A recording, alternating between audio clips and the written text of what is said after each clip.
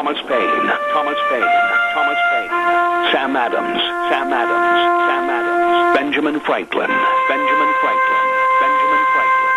These men spoke up for what they thought was right. From their courage came such documents as the Declaration of Independence and the Constitution of the United States. From their willingness to speak what was sometimes unpopular but right, we enjoy such liberties as freedom of speech, the right to keep and bear arms, and freedom of religion. There are those who still wish to oppress our freedoms, and there are still patriots willing to stand up and defend life, liberty, and the pursuit of happiness. Men like Zeb Bell, who honor our founding fathers and what they stood for. It's now time for Zeb at the ranch, speaking up and defending your freedoms. Brought to you by Magic Valley Les Schwab Tire Centers and all of the other great advertisers on the program. And now, Zeb Bell.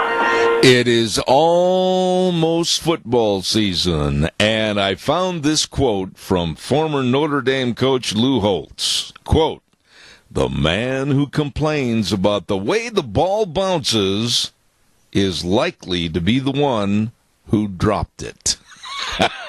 I love it. Hey, good morning, everybody. Here comes Kate Smith, and God bless America, followed by a Patriot. Come on, Patriots, call in with our Pledge of Allegiance. Good morning, good morning. And a good morning, everybody. I'm Zeb Bell. Good morning to you, Zeb at the Ranch. I said who I am with our major sponsor, your Magic Valley. Les Schwab Tire Centers, all 7 locations, working hard to make sure you drive safely. That's right. And, of course, some of our great advertisers, including Western Waste Services, always at your disposal. Call them 734-6969. Right now, let's go to the phone line and have a Patriot with our Pledge of Allegiance. Good morning. Well, good morning again, sir.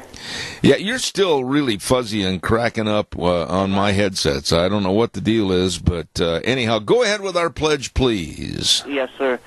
I pledge allegiance to the flag of the United States of America and to the republic for which it stands, one nation, under God, indivisible, with liberty and justice for all. Attaboy, Wheels. It's so good to have you back. Thanks, buddy. And right now it's time for the weather, brought to everybody by K&R Rental, and they're located at 256 South, 600 west of Heyburn. Hello, Roger and the crew over there. And they open the doors at 7 o'clock this morning, stay open till 5:30 this afternoon. Don't forget they've got everything over there, from forklifts all the way to lawnmowers. Man, they've been in business since 1979. All the right tools, all the right equipment for you at K&R Rental in Heyburn. And right now, here's Scotty with the weather. Still sunny, maybe a chance of showers, and then sunning up again. Good morning, I am Scotty Cameron with your Zeb of the Ranch weather forecast, setting in for Gina Jameson. For today, expecting some sunshine. Highs are going to be around 92. Then tonight, partly cloudy with a low of 59. Those clouds moving in tomorrow, giving us about a 20% chance of showers, looking for a high of 86. That chance of showers is going to continue on into tomorrow night with a slight chance of thunderstorms.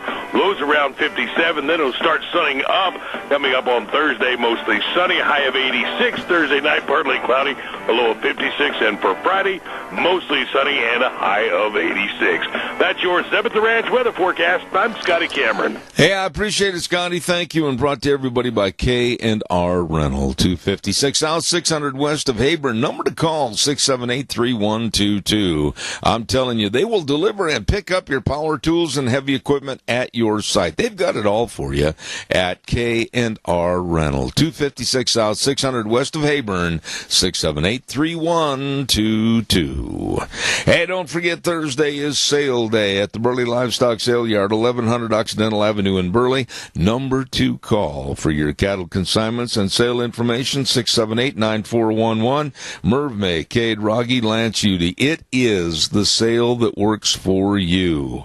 And that's this Thursday at the Burley Livestock Sale Yard, 1100 Occidental Avenue in Burley. Don't you miss it.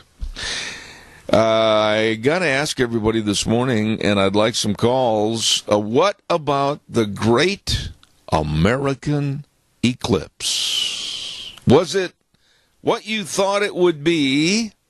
Or, and I said this to Deanne yesterday, and this is a true story, or did it leave you with a feeling like in the Chevy Chase movie, you know, where they were on that vacation, and they went to the Grand Canyon, and Chevy Chase looked at it and then turned around and said, "Okay, kids, get in the car."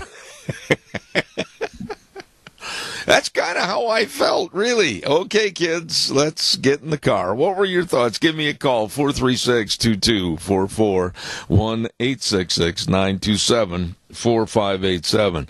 Well, I'm waiting for your call that I just know is coming down the pipe. Darrow's Cleaners at 1223 Albion Avenue in Burley. Oh, my, get ready for fall.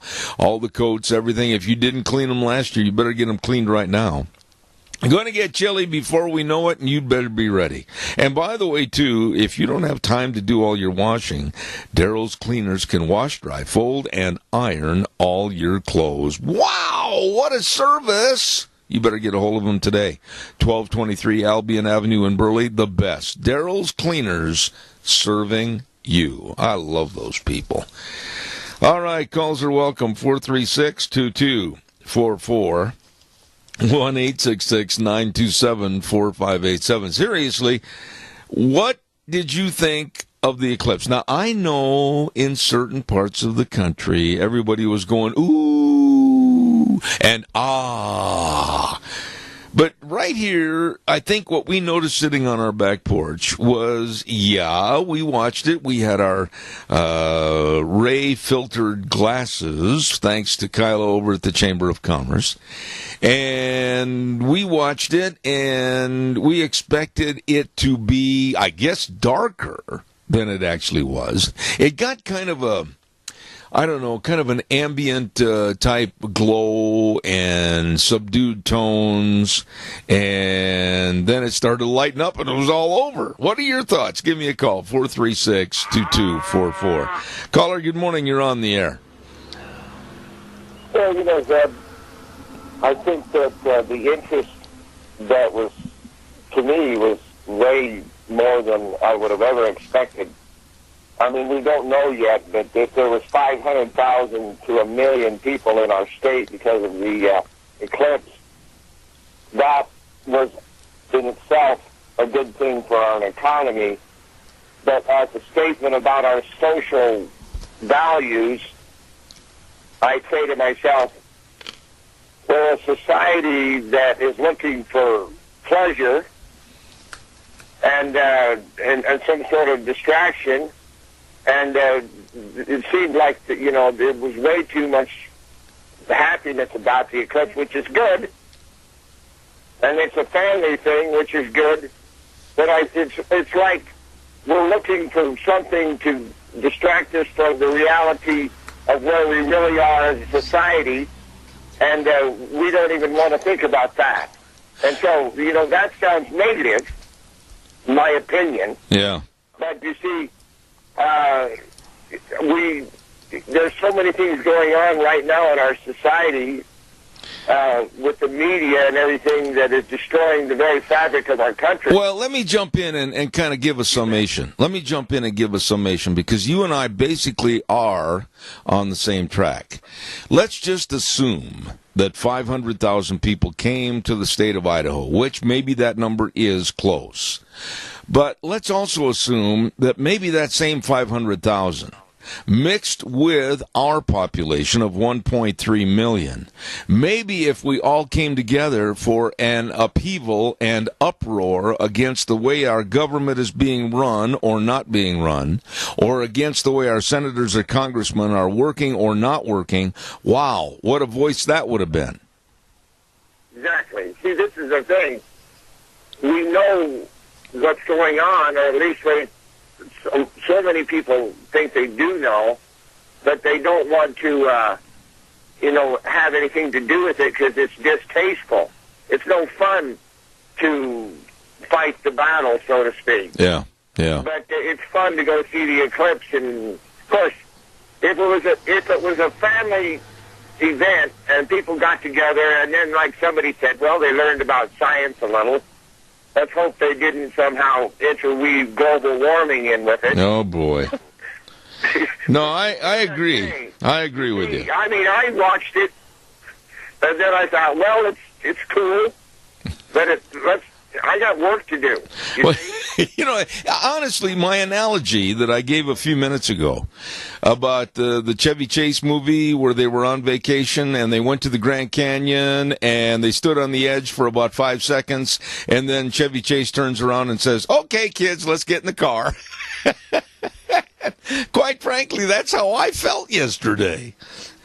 Right, and so, you know as well as I do that if there was advertisements all through the state about, making a weekend. Camping spaces were full. Yeah. Hotel rooms were being overpriced. People were renting out their backyards for some outrageous amount of money.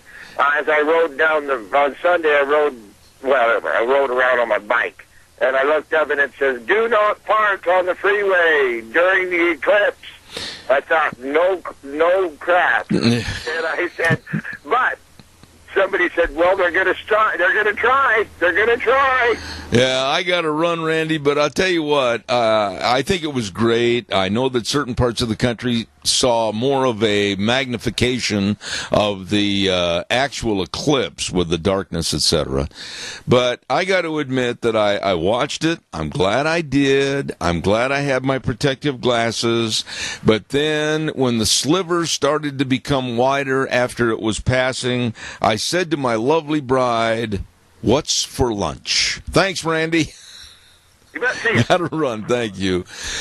Excuse me for choking. Hey, don't forget Ramsey Heating and Electric at 2600 Overland Avenue in Burley. The number to call, 678-0459. They're open 7:30 to 5 Monday through Friday for all, and I'm not making this up. That word really is encompassing all of your heating, cooling, and electrical needs. They can help you, and you better just kind of look ahead on the calendar, maybe 30 or 45 days, and say to yourself, "Ooh, we better check things out to make sure we're ready for the fall." That's right. Ramsey Heating and Electric, 2600 Overland Avenue in Burley. The number to call, 678-0459, where they provide warm winters and cool summers. Caller, I'll be right there. Stand by. Don't you dare go away. Denny's Restaurant, 611 North Overland and Burley, America's Diner. We're going to be over there this Thursday. Yes, for our Zeb's Lunch Bunch. Oh, my goodness sakes, all the delicious food, breakfast, lunch, and dinner. Everybody's going to be there, 50, 60, 70 people. Oh, it's fantabulous. And like I said, you're going to enjoy the people. Thomas and his crew, Terry, everybody's so nice. Stop in. Be with us on Lunch Bunch Day this Thursday. And our thanks also to Smith's Foods, Hanson Mortuary, Stokes Groceries, Doug Martin for our gift certificates at Denny's Restaurant. Going to have fun. Zeb's Lunch Bunch on Thursday at 11:30, 611 North Overland in Burley, America's Diner. Caller, good morning. You're on the air.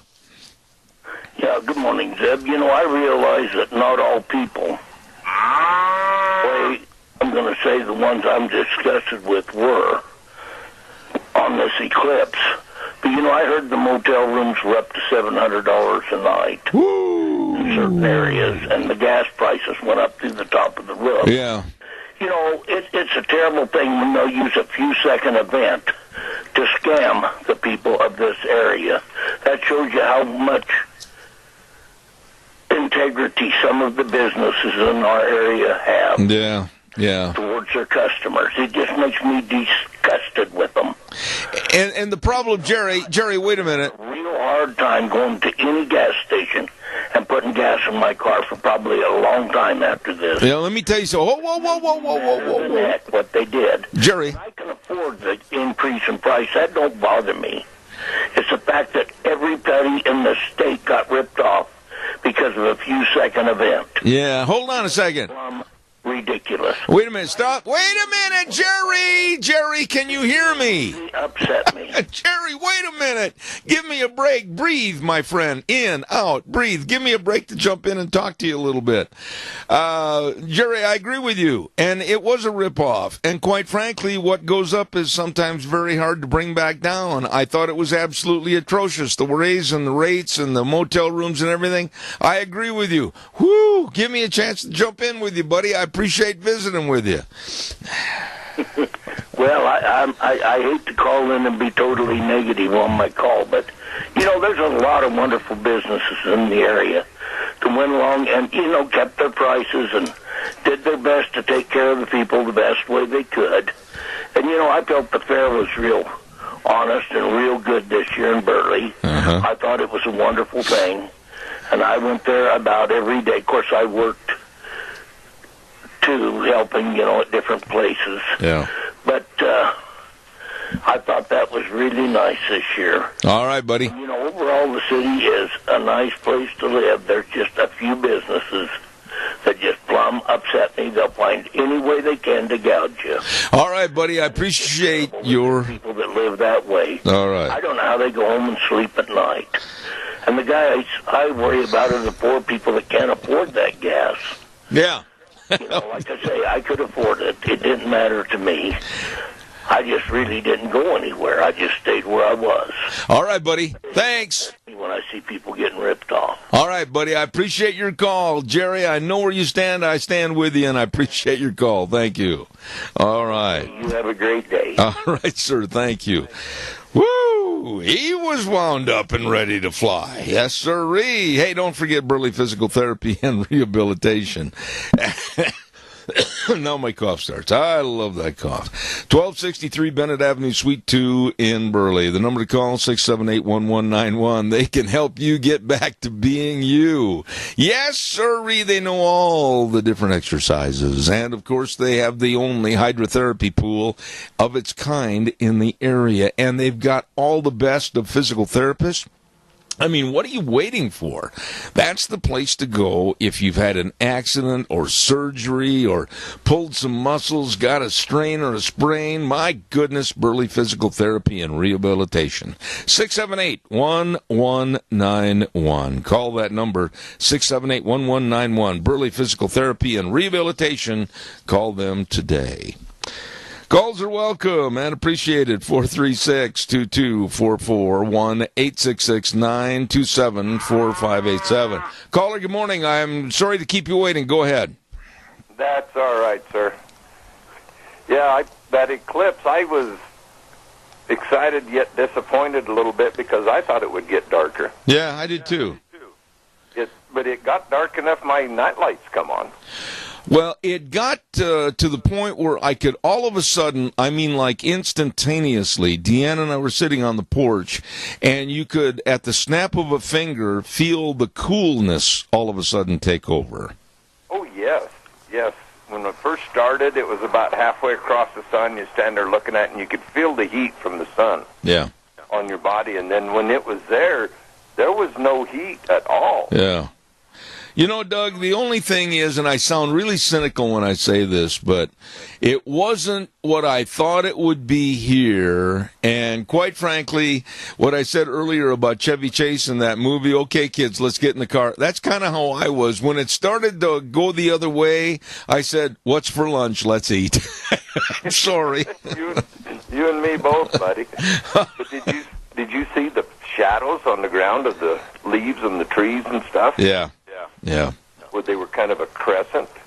Yeah, and not only that, but there was an eerie feeling. It was almost like you're in, of course I don't frequent these places anymore, but like you're in a bar and they're getting close to 2 a.m. and they start turning the lights up and down and waving them a little bit. You know what I mean? Yeah, that's when a lot of moans and groans went on when I was younger. Yeah, well, let's not talk about that. Good to have you call in, buddy. Thanks. Hey, I want to talk to everybody about taking care of their senior centers. Let's do what we can, donate what you can, patronize them, go eat there. Let's help them out. Hey, I got a question for you before you leave. Okay. And I'm going to let you be the first to answer it, and then I want the rest of my audience to answer it, okay? No, I'm not going to put you on the spot. But now, let me just set the stage for this question. And Wheels, you got to ride the gain a little bit on that feedback, please.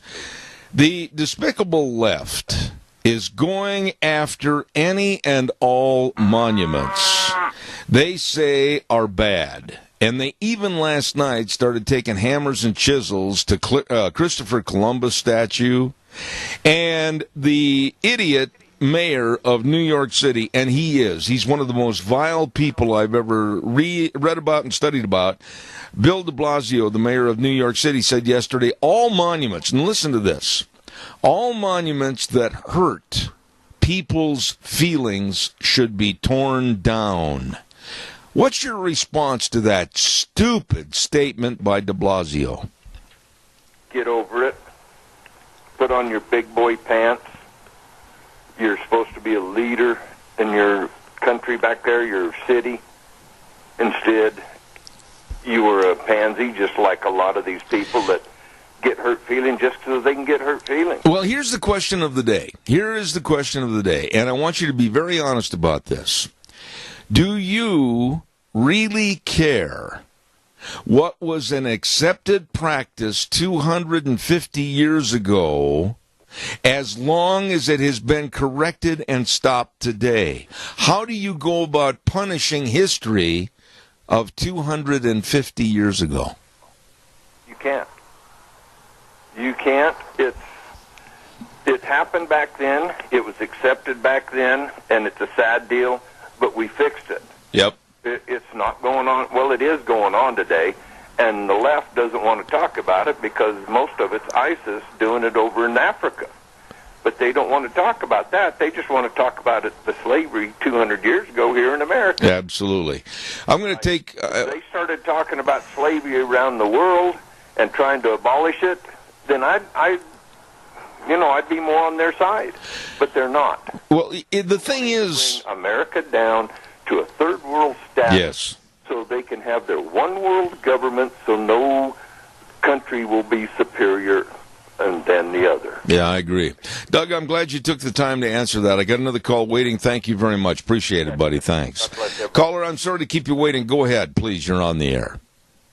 Meanwhile, back at the ranch... Yes, sir. Could I add just a little more to the eclipse? Quickly. Okay.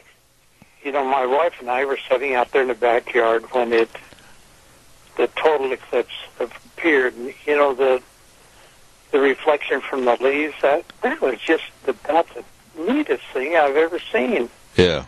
And the thing that I noticed most is I didn't hear any traffic. I didn't hear any dogs barking or anything. It was total serenity. Well, boy, you must live in a different part of the world.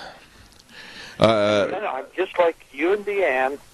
The minute it was over with, I told my wife, well, time to get back to work. What do you think this is, your birthday? Yeah, I hope she had a good one. Nancy, happy belated birthday one day. Thank you. Keith, God bless you, man. Appreciate it. Thanks. You bet. All right.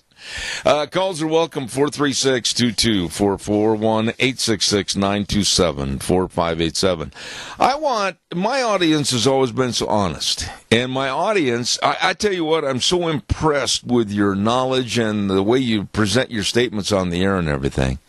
But I'm going to ask you the same thing I said to Doug a few minutes ago. Do you, and I want you to be extremely brutally honest on this, do you really care? Think about that. Do you really care what was an accepted practice 250 years ago?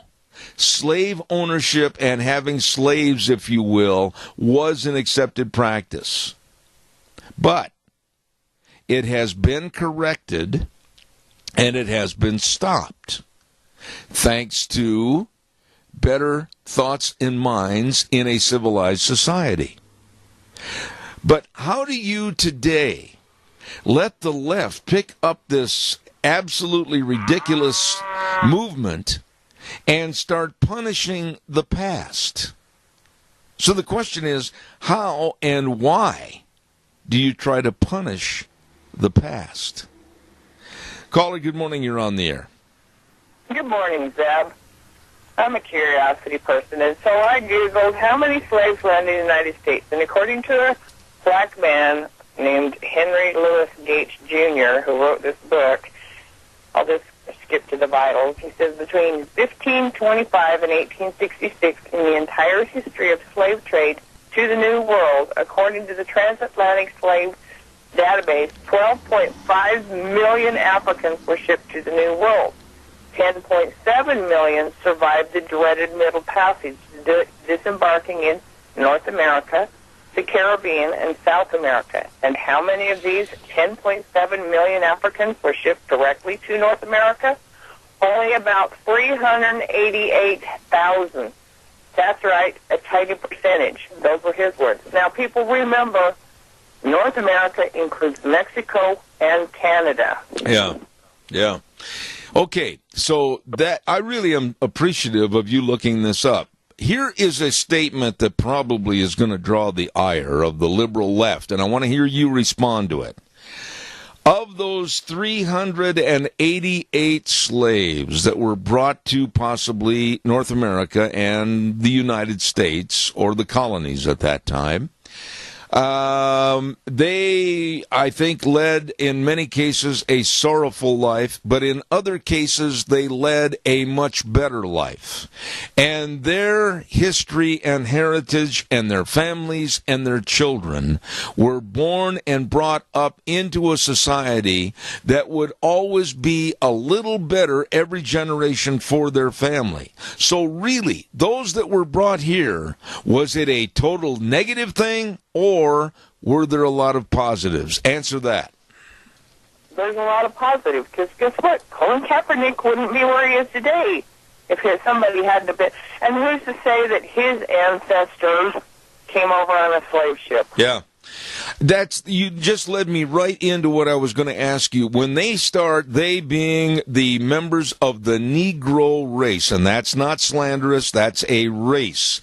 When they start asking for reparations en masse for all of them, how do we know the heritage line down the family tree that those may be the ones that don't qualify? In other words, I am not about to sit back and vote that they get reparations for anything. History is history, and quite frankly, the left is trying to erase it, so they're actually shooting themselves in the foot. Exactly. And let's see, do we have to pay reparations for the other 10.3 give or take million that came to the New World? Especially when the contracts with the black slave traders were handled by the blacks themselves, the Negroes themselves. And let us also not forget that many of which came from England, which was a premier slave-holding state and country. Exactly. You know, I thank you for that little bit of information. You added so much. Appreciate that. Thank you very much. You're welcome. God bless you. No, I think when you start, I got to pay a couple of bills here quick, and then I want to come back and ask that. I mean, the question is, how come all of a sudden, I mean, really, this came and sprung up overnight with the left and the condemnation of Trump every day, and then all of a sudden, Charlottesville, it almost, think about it, seems like a staging of events for an ultimate outcome, does it not? Don't forget Autumn Haven Assisted Living Center at 924 Christian Way in Rupert. Number to call, 436-3200. Yes, remember that number? They make every effort to make Autumn Haven the best place. And they invite you to call and visit. Come on over, check them out anytime. And they really provide the one-on-one care for your loved ones at Autumn Haven Assisted Living Center, 924 Christian Way in Rupert. They're small compared to some, but with a bigger heart than most. Autumn Haven Assisted Living Center. Caller, good morning. You're on the air. Yes, good morning, Zach. Yes, sir. I think what's at the bottom of all this problem, we've got a major anti-white war going on in this country. And anything to denigrate the white race is going to make big news. Tony, you're older than I am, but you have seen and heard and read a lot more about what's happened with our country's history than I have.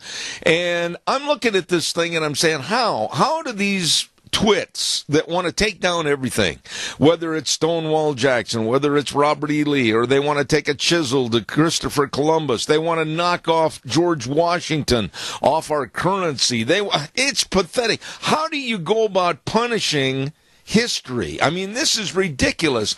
All they're doing is hurting this country now. Oh, absolutely. So everybody's interested in equal rights. So what needs to be done is all the statues of the black people that are up there now, Booker T. and the rest of them, and in all the office buildings, federal buildings, take off black and white people off there and just paint over the wall and have no pictures or anything up.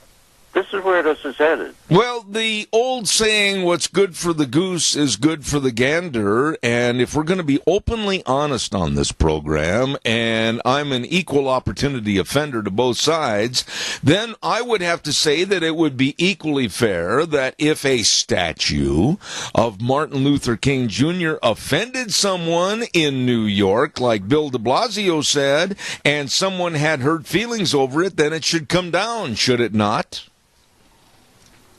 Oh, yeah, absolutely. You know, history is a good teacher for us. We should learn from history and correct what has been gone wrong.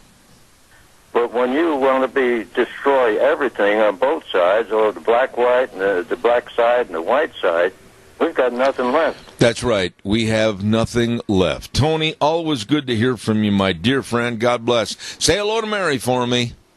I certainly will. Thank you, Dave. You see, what I'm getting at here, and I don't want some of these liberal loons to jump off or out of a basement window and, let's have he's a racist. No, think about it.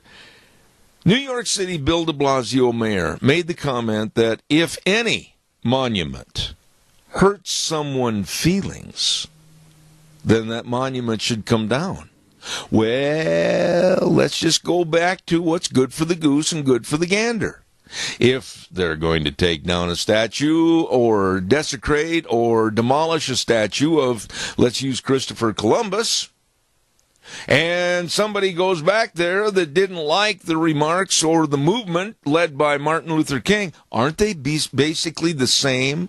One has a whim to get rid of the past. One other person has the same whim. Then, hey, according to de Blasio, all the monuments that hurt people's feelings should come down. And that's why this movement and these idiots are so absolutely removed from reality. Leave the monuments there. You can't punish history. Caller, good morning. You're on the air.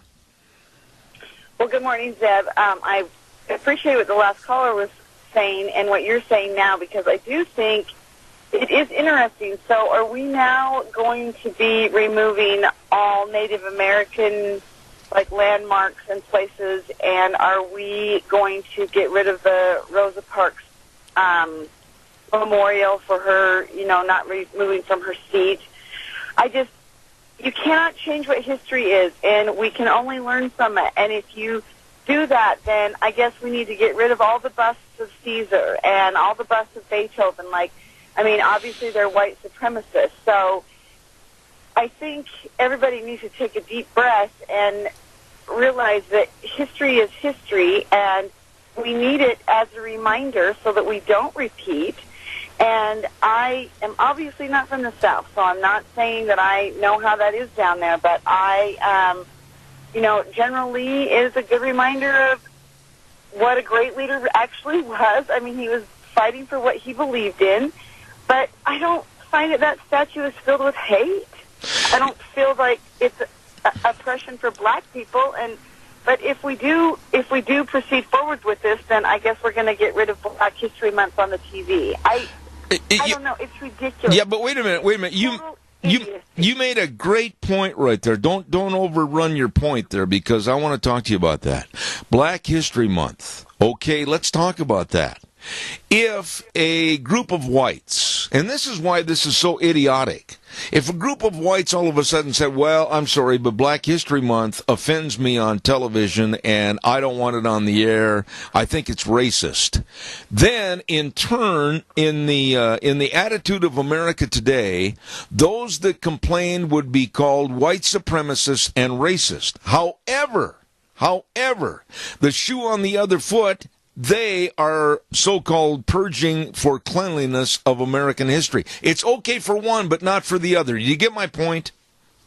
I totally do. And every time it's Black History Month, we just start laughing because we say, well, when are we going to have White History Month? Because whites did a lot of cool stuff, too. I just don't know. And here's the thing, too, is, you know what? We needed civil rights. And everybody does deserve to be treated equally, regardless of the color of your skin. And do histories throughout the world have blemishes? Yes, they do. But that is the history. That is the lesson. We move forward from that. And I don't think there's anything wrong with remembering that. So it is kind of funny because what's good for the goose is not good for the gander. And, everybody else just be quiet and let other people have their way. Like, it's very interesting. So we are living in a time where, man, evil is made to seem good and good is made to seem evil. And it's, it breaks my heart. And I certainly would not want any racism against any race. We're here, we're all people. It doesn't matter what the color of your skin is. But our history is our history. One of my very best friends in college was, oh my, can I say it on the radio? He was of Negro race, and he is not. Of course, now they want to be called blacks. But, I never thought of color growing up. I mean, if you were nice to me and I was nice to you, you were my friend. I used to play ball with a guy. We were on the same team. I mean, my goodness, we had all kinds of good things together, fun together, go out. I remember one time went out on a double date together. Racism is always brought up in this country by those that want to start, I think, a bigger problem. I agree, Zeb, and I like your topic today. And I know the people of Idaho are listening to you do not have hard hearts. They do not, I would say, you might have a few prejudiced listeners out there, but the majority of the people listening to you today would want equal rights no matter what anybody's skin color was, and they would want what is best for this nation, and those are the people who listen to you. One final thought, though, and I'll go back to what I asked earlier. The idiocy and incompetency of the alt-left, be it the Black Lives Matter or Antifa or whatever, how do you go back and punish history of 250 years? How do you do that? It is absolutely impossible. It's impossible. And that's the same thing with the Native Americans. It is a blemish, but it happened. It is what it is. But you can't go back and restore what was taken. That's not how that was. And throughout history, people did conquer lands. So I personally don't have any guilt. I don't either. And at 3 o'clock this afternoon... My point is, you can't undo it. You can't undo it. You have to learn from it and move forward. That's all you can do. And I think that as a nation, we have been trying to do that for over 150 years. I agree. I don't know what else to say. I totally agree with you. And at 3 o'clock this afternoon, I will raise a glass of iced tea in your direction. Thank you. Thank you. All right. God bless you. I just think it's so ludicrous that everybody is ready to jump up in the air and tear their hair out and go, oh, the ugly American. I don't feel like we're ugly Americans whatsoever. That lady summed it up. Every country, every group of people in a civilized movement to settle the world.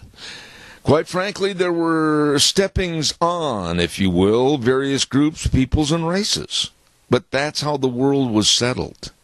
And we can't go back and start having an apology tour or a cleansing tour or a punishment tour. Let's be real here, folks. Don't forget our weather right now, brought to you by Mount Harrison Audiology and Hearing Aids. And the number to call for an appointment for a hearing screening. And, you know, somebody said to me the other day, well, now, does it hurt? No. As a matter of fact, I thought it was kind of fun. And the number to call, 312-0957. Across from the Minidoka Hospital Emergency Room, the only locally owned and independent hearing health care practice in southern Idaho, with Dr. Christine Pickup. She knows sound and she knows hearing. Let me tell you, Mount Harrison Audiology and Hearing Aids. And right now, here's Scotty with the weather. Still sunny, maybe a chance of showers, and then sunning up again. Good morning, I am Scotty Cameron with your Zeb of the Ranch weather forecast setting in for Gina Jameson. For today, expecting some sunshine. Highs are going to be around 92. Then tonight, partly cloudy with a low of 59. Those clouds are moving in tomorrow, giving us about a 20% chance of showers, looking for a high of 86. That chance of showers is going to continue on into tomorrow night with a slight chance of thunderstorms. Lows around 57. Then it'll start sunning up, coming up on Thursday, mostly sunny, high of 86. Thursday night, partly cloudy, a low of 56. And for Friday, mostly sunny and a high of 86. That's your Zeb at the Ranch weather forecast. I'm Scotty Cameron. Scotty, thank you. Mount Harrison Audiology and Hearing Aids. Oh, my goodness sakes. Wonderful, wonderful business. Mount Harrison Audiology, committed to serving each patient, and you can trust your hearing health care to them. Wonderful folks at Mount Harrison Audiology and Hearing Aids. 312-0957. Calls are welcome, 436-2244, 1-866-927-4587. What do you do? Well, I want to go back to this question and finish up the hour with it. I mean, really, who really gets hurt with the stupidity of cleansing history? The answer should be obvious. Our children, our grandchildren, and future generations.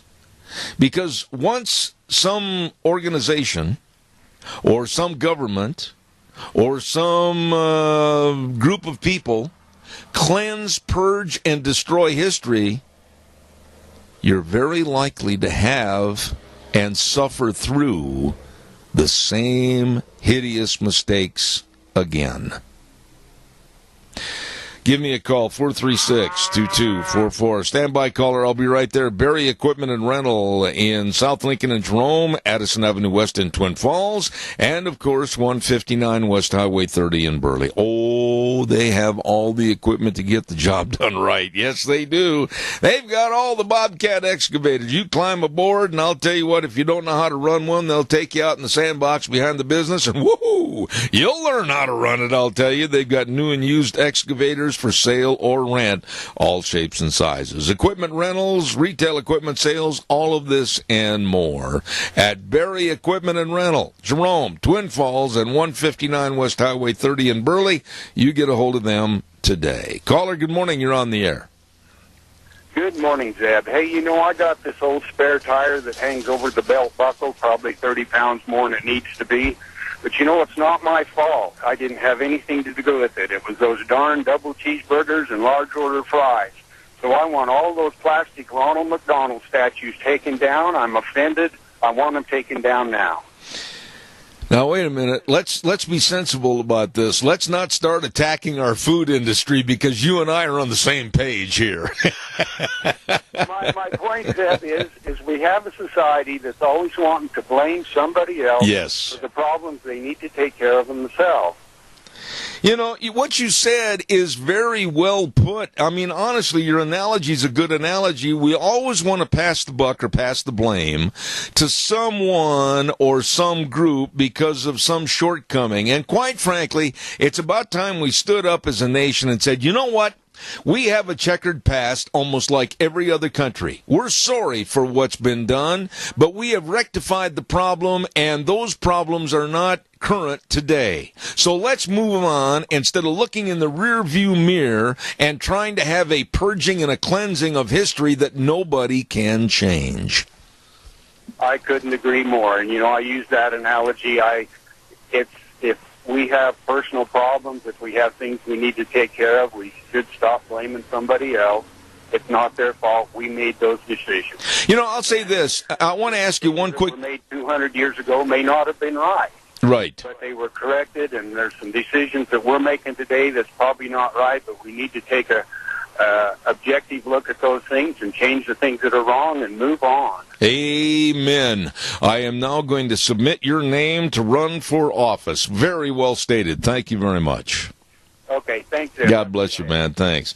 He said it all. We are quick in this society to always blame something else for our own shortcomings. His analogy was a good one. But I'm sick and tired of these crybaby wimps standing up on their little soapbox and, oh, America's so bad. Ooh, what are we going to do? We got to purge it. What are we going to do? We got to get rid of the Constitution. It was written by white men that, oh, they were bad people. They were slave owners. That was an accepted practice of that time. I mean, get up off the couch and maybe read a history book, start to appreciate and analyze really what was going on at that time, and also appreciate the blood, sweat, and tears and the lives that were given to you so you can live in the best and freest society in the world today. I'm fed up with these wimps, these wussies that don't know come here from Sikkim. Caller, good morning. You're on the air. Good morning. I just have a couple of quick comments. I agree with most everything that's been said this morning, and one thing that I think will be lost that maybe the mayor doesn't understand is a lot of people come to these places for tourism. And if you start messing with history, what will people come see? And to me, that means they're going to lose those dollars, which I'm sure they need to run their cities. Yeah. So I just think, you're cutting off your nose to spite your face. Well, let me ask you this. Let me ask you this real quick, man, before you hang up. Don't hang up. What about all the famous battlefields of the Civil War? Be it Shiloh, be it Gettysburg, be it the treaty at Appomattox. What about all those? Are we going to whitewash those as if it never happened? Honestly, I don't know how they can, but I guess they could if they wanted to. It just doesn't make any sense to me. I mean, I agree. It was a bad period of our history, but it was part of our history, and like everyone said, we've gone beyond that. We hoped that we were beyond that, but some people just don't seem to want to let it go. Amen. You are very... I have one other quick comment. My youngest son married a girl from Ghana, and she just thinks American black people are pretty wimpy. Just had to get that in there because I don't know. She doesn't have a problem with America. She thinks it's great. She's happy to be in America, and she's happy to be working on becoming an American, and she's done it all the legal way, and she just thinks that the black people here in America just don't appreciate what they have. May, would you do me a favor, please? Would you, the next time you talk to her, and she doesn't know me, I don't know her, but would you tell her from me to her, God's blessings to her for having more common sense than most others? Thank you very much. I will. Thank you. You bet. Thank you. That was refreshing to hear. Nice lady right there. Appreciate that. Really... Oh, I'm going to get cards, letters, and emails over this next statement, but I mean it. I wouldn't say it if I didn't mean it. Maybe instead of griping, maybe instead of complaining, all races in this country, regardless of how they got here or why, should be on their knees thanking God above that they are here in the greatest country in the world. I am sick and tired of the whining and the wussies. Don't forget our major sponsor, your Magic Valley Les Schwab Tire Centers, and 7 locations serving you. They want you to get where you're going this summer and then turn around, come home safely. Absolutely. They've got all the tires, all the tread designs, all the different sizes. I mean, for your cars, pickups, SUVs, trailers, oh my goodness, everything. And I urge you to stop in and also check out the other services, the best in brake service, and I mean that, the best in brake service, front end alignment, shocks and struts, and batteries, and above all, like I say so many times, service. They really care. Stop in and see Lane and Rupert, Dave on Blue Lakes and Twin, Mike and Buell, Mike and Jerome, the Twist family and Paul, Daniel on Poline in Twin Falls, and my buddy Randy on Overland in Burley. The best, your Magic Valley Les Schwab Tire Centers. Caller, I've got exactly 30 seconds, real fast, go. Food for thought. A member of ISIS says, that World Trade Center memorial makes me sick. Tear it down. Aha. Good point, my dear. Thank you for your call. Call me when I have more time. I'd like to discuss that further with you. All right, thank you. You know, she brings up a good point. Boy, where does it end? Where does it end? Take that down, take that down. That offends me. I don't want that. Blah, blah, blah. It goes on and on. Put your big boy and your big girl pants on and let's start acting like mature adults in the best country in the world. Stop the whining. Go away, wussies. We'll be back after the news. Don't go away.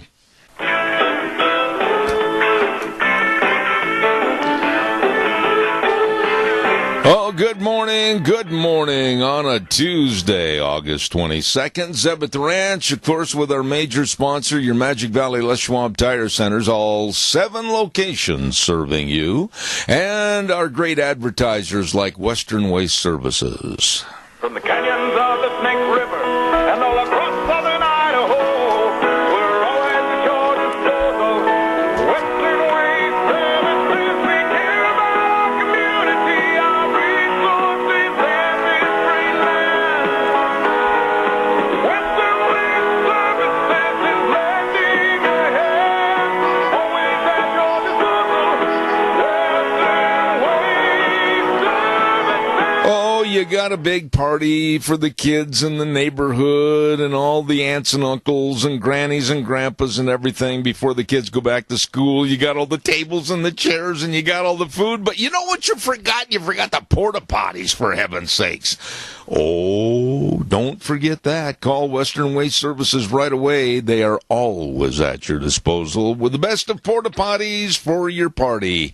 And call them at 734-6969. Western Waste Services, absolutely the best.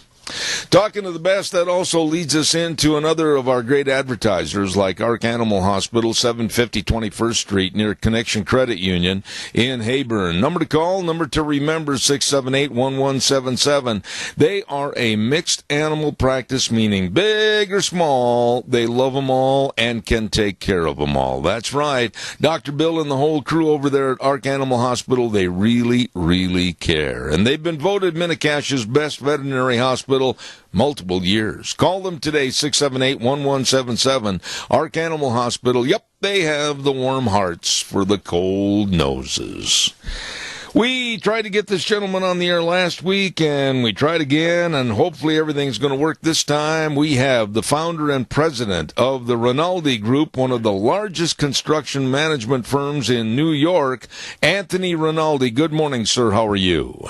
I wasn't able to reach him. I tried calling and it still went to his voicemail. I left him another one, and I sent Deanne an email to let you guys know that I wasn't able to get a hold of him. You are kidding. 2 times in a row this has happened? No, I'm not joking. And when I do try to call, it just goes straight to his voicemail. It doesn't even take a few seconds to ring or anything. All right. Well, Wheels, keep on trying, but for a couple of minutes anyway, and we will open up the phone lines. I guarantee you can stiff me once. I'll accept an apology. but you don't want to stiff me twice. That's not good. And so anyway, Mr. Rinaldi evidently isn't available this morning. Calls are welcome and appreciated at 436-2244, 1-866-927-4587. Like to hear from you. A lot of things in the news that we can talk about this morning. And one of the things, and I know a lot of people are saying, well, that's your pet peeve. Well, it is. Because last night, Deanne and I were witness, sitting on our front porch, to almost a terrible, tragic, multi-vehicle accident because of one truck driver's totally stupid and inept driving. We live in a 45-mile zone, 45 miles per hour. And all down the highway are double yellow lines. Oh, gee, Mervyn, what does that stand for? Well, it stands for no passing. Last night, a great big milk truck, driven by a person that has the IQ of a butterfly, was trying to pass 4 vehicles in a no-passing zone and almost ran over a little bitty white car and almost had a head-on collision. Where do these companies that hire these drivers, where do they find these twits, and how in the world do they get a driver's license? A speed limit is set at 45 because the residents on that area are having a darn difficult time trying to get out of their driveways at time. And there's a double yellow line that signifies, and even sophomores in high school understand, double yellow line means no passing, Mervyn. And then we get big milk trucks that evidently think that they're going to set their own rules and regulatory means and methods and try to pass and almost kill some people. I only wish, in the horror of the moment, I could have got the license number. I did get the name of the company, and I'm going to be calling them later on today. But this is ridiculous and has got to stop. I'm sure many of you in the audience probably feel the same way. Because I do wonder how in the world a company could employ someone as a driver that is that stupid. Calls are welcome, 436-2244. Caller, good morning, you're on the air. Good morning, Zeb. Hey, I drive truck, long haul, and I see this idiocy all the time, not just from truckers, but car drivers. But here's the point I want to make. The federal government wants us to go to e-logs. Is e-log going to make that driver any safer? No. All right, now, wait a minute. Before you go any further, ma'am, wait a minute. Wait, please. Wait. Manual or whatever, the federal regulations, you have to be able to read and understand English. Yeah. And there are so many truck drivers out there across this nation who can do neither. Let me interrupt you there and ask you a quick question. Explain for my audience what you meant by the e-logs quickly so that they know what you're saying. Okay, it's an electronic log, and it logs when you stop, when you go, when you whatever, when you go to the bathroom. I mean, it's technically just rules your day. And me personally, I don't like the idea of it because it tells me how my body functions. You know, I have a friend who has a truck with an e-log in it, and I was talking to him on the phone, and he says, well, I've got 20 minutes till I have to find someplace to park. And he has 20 minutes. And then he goes, well, I better find someplace to park because I've got 15 minutes until some of these trucks shut down. Yeah, I know that's true. Shut off. Yeah. Let me ask you, though, ma'am, let's go to the circumstances that I availed to just a few moments ago. What about truck drivers that absolutely, they get behind a line of cars, and by the way, the rest of the cars were probably doing at or near the speed limit the way it was supposed to be. What about truck drivers that all of a sudden say, oh, the heck with this, I'm going to pass the whole bunch on a 2-lane road, double yellow line, and almost kill people in a serious accident? What about these guys? guys. They should, I think, lose their job. They should, and it goes both ways, because I've had cars do the same thing. True. Very true. They've got the dotted line for a mile and a half, and you can see nobody's coming, and then as the double line comes, then they decide they're going to pass you. Yeah. And, you know, you got an idiot drivers everywhere, and e-logs for trucks will not make you, it won't suddenly, if you're a tailgater, you're a tailgater. And it's not going to change the way you drive just because you've got an electronic log in your truck. No, your point is really well taken, because where I live, we saw a case of the other side of the idiocy Sunday when a car decided to pass the double yellow line on that blind hill that's down the road from me, where when they're in the dip you can't see any vehicles, and this really bright, shining example of stupidity passed and barely got back in before he hit somebody head on. Yeah, well, you were out there playing in the dirt the other day when I passed your house, and I always try to make sure that I'm going 45 or below when I go past your house. I appreciate it. There, but because that's the speed limit. Oh, because you live there too. Well, but I appreciate that, but the double yellow line, I mean, where do these people come off thinking that that is a freeway to pass? I don't know. Where's driver's ed these days? You watch some of these newer, younger drivers, and it's like, I'm not kidding.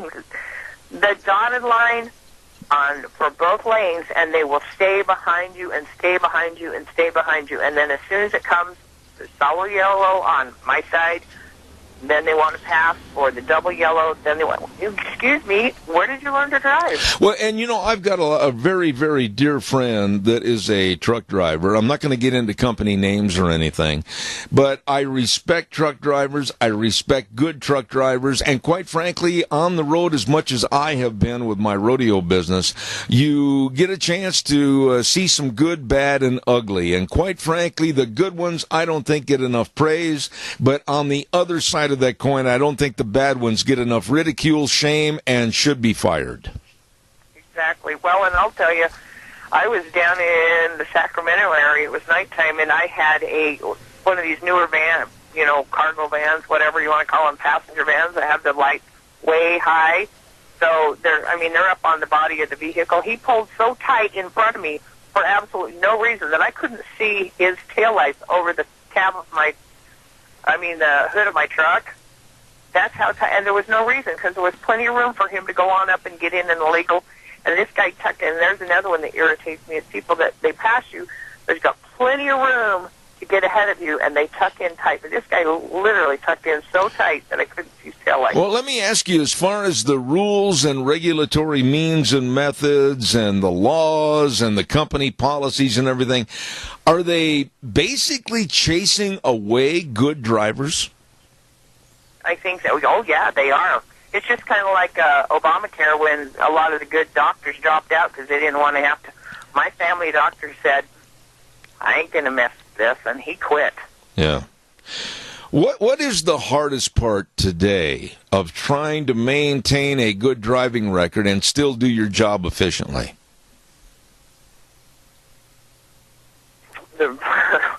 Which one of the rules and regulations you want me to point out? No, I think what I'm asking... smart, that makes sense, they avoid, and the ones that, this e-log coming on, then I found out that this DEF that they make truckers putting, you're supposed to have DEF in your truck.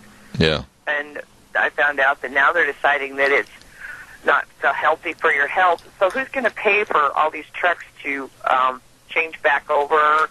Because my truck won't run if I don't have DEF in it. Really?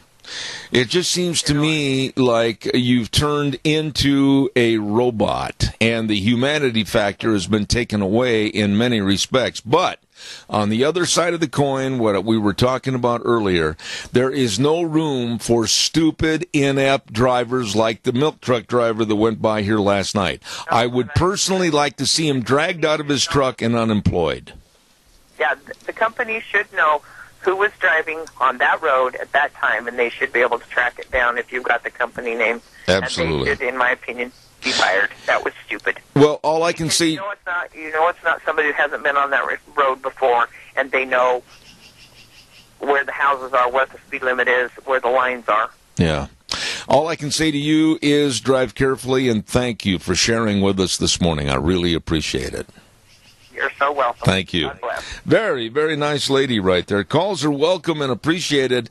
My guess, 2 times in a row, has not shown. Now, according to the Book of Bell, that's a book that I'm working on, his name has been scratched from all future possibility of being on my program, and nasty little writings will go to the booking agent that said he would be here.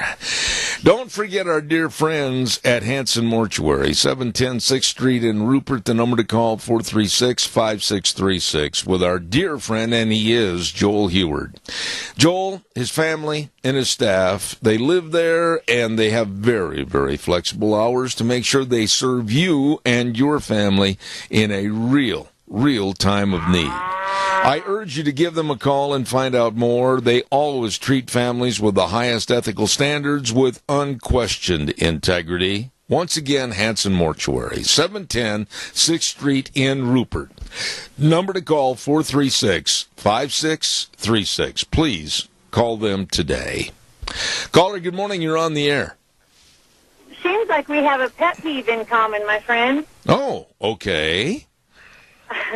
I live, actually I just drove past your house, but I live in kind of a similar circumstance as you do, where, except for it's not quite as busy, but we have a cow truck washout by our house. Uh-oh. And, 3 o'clock in the morning, them cow haulers have got to go wash these trucks out, and I'll be dang if they don't throw a Jake brake on and within about 80 feet of the stop sign to where the truck wash is, and it's right in front of my bedroom window at 3 in the morning. And so many times my husband has got up and drove down to said truck wash and said, this is a community. We need you to have some respect. And my husband is an old bull hauler, so he knows what it takes to drive truck, and he finally figured out 3 years now we've been fighting this battle, and he finally figured out the reason that these guys are being so inconsiderate is because they don't know any better, because everything in that truck is automatic. So any monkey can crawl in a truck and drive them these days. There's no skill in braking. There's no skill in shifting. There's no pride in any of it anymore, because anybody can jump in and do it and think that they're a professional driver. And it's very, very dangerous, and there's no pride left in it. And it's sad. Really, you brought up an interesting case in point, and it reminded me of a story that happened a couple of years ago to a farmer up in Nampa. And maybe you'll remember this, but he got up early in the morning because when hay needs to be baled, it needs to be baled with the dew situation and everything else. And he got up, and it was 2 days that he baled his hay. And the neighborhood went out, and they yelled and screamed and hollered enough to the point where the poor guy had to almost sell his farm and get out of the business. Well, here you have truck drivers that absolutely could use more courtesy and common sense, and they don't do it. They refuse to, because, quite frankly, in many cases, they think they're the king of the road, and you are nothing more than a peon. Well, you're very, very right, and I do remember that case, and I'm absolutely not against anybody making a living. And I was so, for the last 3 years, I really thought I was either going to be calling the ambulance down to chase my husband down there because he was going to meet up with somebody who was arrogant and ignorant and had no respect, or we'd be going to jail. And the caveat and the good news to all this is it actually was sold not very long ago, and the man that bought the dairy/truck washout came down to meet us and said, ma'am, if there is anybody that cannot respect our neighborhood, they will not be welcome to do business in my place any longer. Amen. And it made me, I'm getting a lump in my throat just thinking about it, because we've been living in hell. I mean, we thought about buying a piece of property over by the owner and going over there and racing dirt bikes, all night long and see if he likes it. Just being naughty. However, there's some good people out there, but these trucks are so automatic, and, they put these E-logs in like the gal before me was talking about, and you don't have to have a skill to drive a truck. Oh, my goodness. Times have changed. It's not required. Times have changed, but not necessarily for the better. Thank you. God bless you for your call. I appreciate it. And call me again. I've enjoyed it. Thank you. Yes, sir. Talk to you soon. Very nice lady right there. I appreciate that. Calls welcome, 436-2244, 1-866-927-4587. When they lowered the speed limit here in this area, I took a lot of heat from, well, I'm not even going to call them my friends. People were saying, oh, it's too slow through there. Well, great. You don't live here. You're not trying to get out on the highway. To the east is a dip that you cannot see any oncoming traffic. To the west, you've got people going sailing by a store and the church up the road, and those people don't even have a fair shot sometimes to get out of the driveway. And I am sick and tired of making apologies. I don't make apologies for if I do turn out on the highway with my truck and my trailer, and some guy that's flying down the road at 70 miles an hour goes by and gives me the "you're still number one." You know what I mean. That's their problem, not mine. We have to have an opportunity to get out of our yards, too. And saying that it's too slow, that's too slow, 45 right through there. Well, you don't live here. You're not going through the circumstances. You don't have little kids on the road here. You don't have students turning out of various parking lots here. So my advice is, go shut up, sit in the back of the class, suck your thumb, and just absolutely leave the situation alone, unless you live here. Calls welcome, 436-2244, 1-866-927-4587. Want to remind you about our friends with Let's Ride, 270 Highway 24 between Rupert and the World. Yes, sir, they're open Monday through Friday, 9 to 6, open Saturdays, 9 to 4. This is where the fun is sold. They've got all the four-wheelers, all the side-by-sides. They've got it all, including all the accessories. Boy, oh boy, caller, I'll be right there. And a super service department to keep you running and outside enjoying the great state of Idaho. Let's Ride, 270 Highway 24, 436-4771. Super people that can help you. You walk in that showroom and you're going to go, woo, if they got it all. That's right. This is where the fun is sold. Let's Ride over by Rupert. Caller, good morning. You're on the air. And I wasn't done yet. I had something else I wanted to bring to your attention. I have a 17-year-old and a 16-year-old boy drivers, just got their license within the last year and a half. And I don't know if any of you guys have noticed, but this generation is coming up with the new drivers. They are hugging the center line.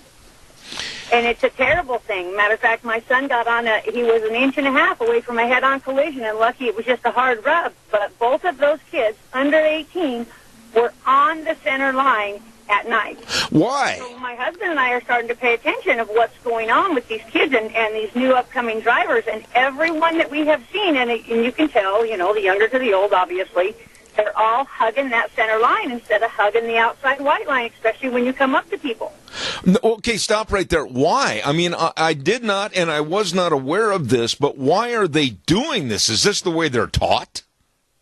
Well, that's the only thing we can come up with, because you know how we were taught. If you're driving at night, you look over to the white line. Yeah. And you get away from anything that might be coming at you faster than 2 miles an hour, right? Common sense stuff. But I'm not so sure that this is either what they're missing to be taught or if they're actually being taught to guide themselves on that center line. Are they trying to play a game of suicidal chicken? I mean, what are they doing? Well, I don't know, but I'm honestly on my Bluetooth right now, and I'm watching the person in front of me do the suicidal chicken dance as we speak. Oh, my. Well, now you've got me really going to be watchful and wary. Thank you again for your call back. You are a very nice lady. Thank you so much. Bye-bye. I never thought about that, but wow, why would anybody, especially at night, want to ride that center line? Like the lady said, get over. I look at that white line on the side of the road. Hopefully it's going to be there. And with my old eyes, that's what I use as a target, per se. It's bad enough the roads are as narrow as they are, and then you got somebody that wants to play suicidal chicken by riding the center line? Woo! Stupid, stupid, stupid. Oh, my. Calls are welcome, 436, excuse me, 2244.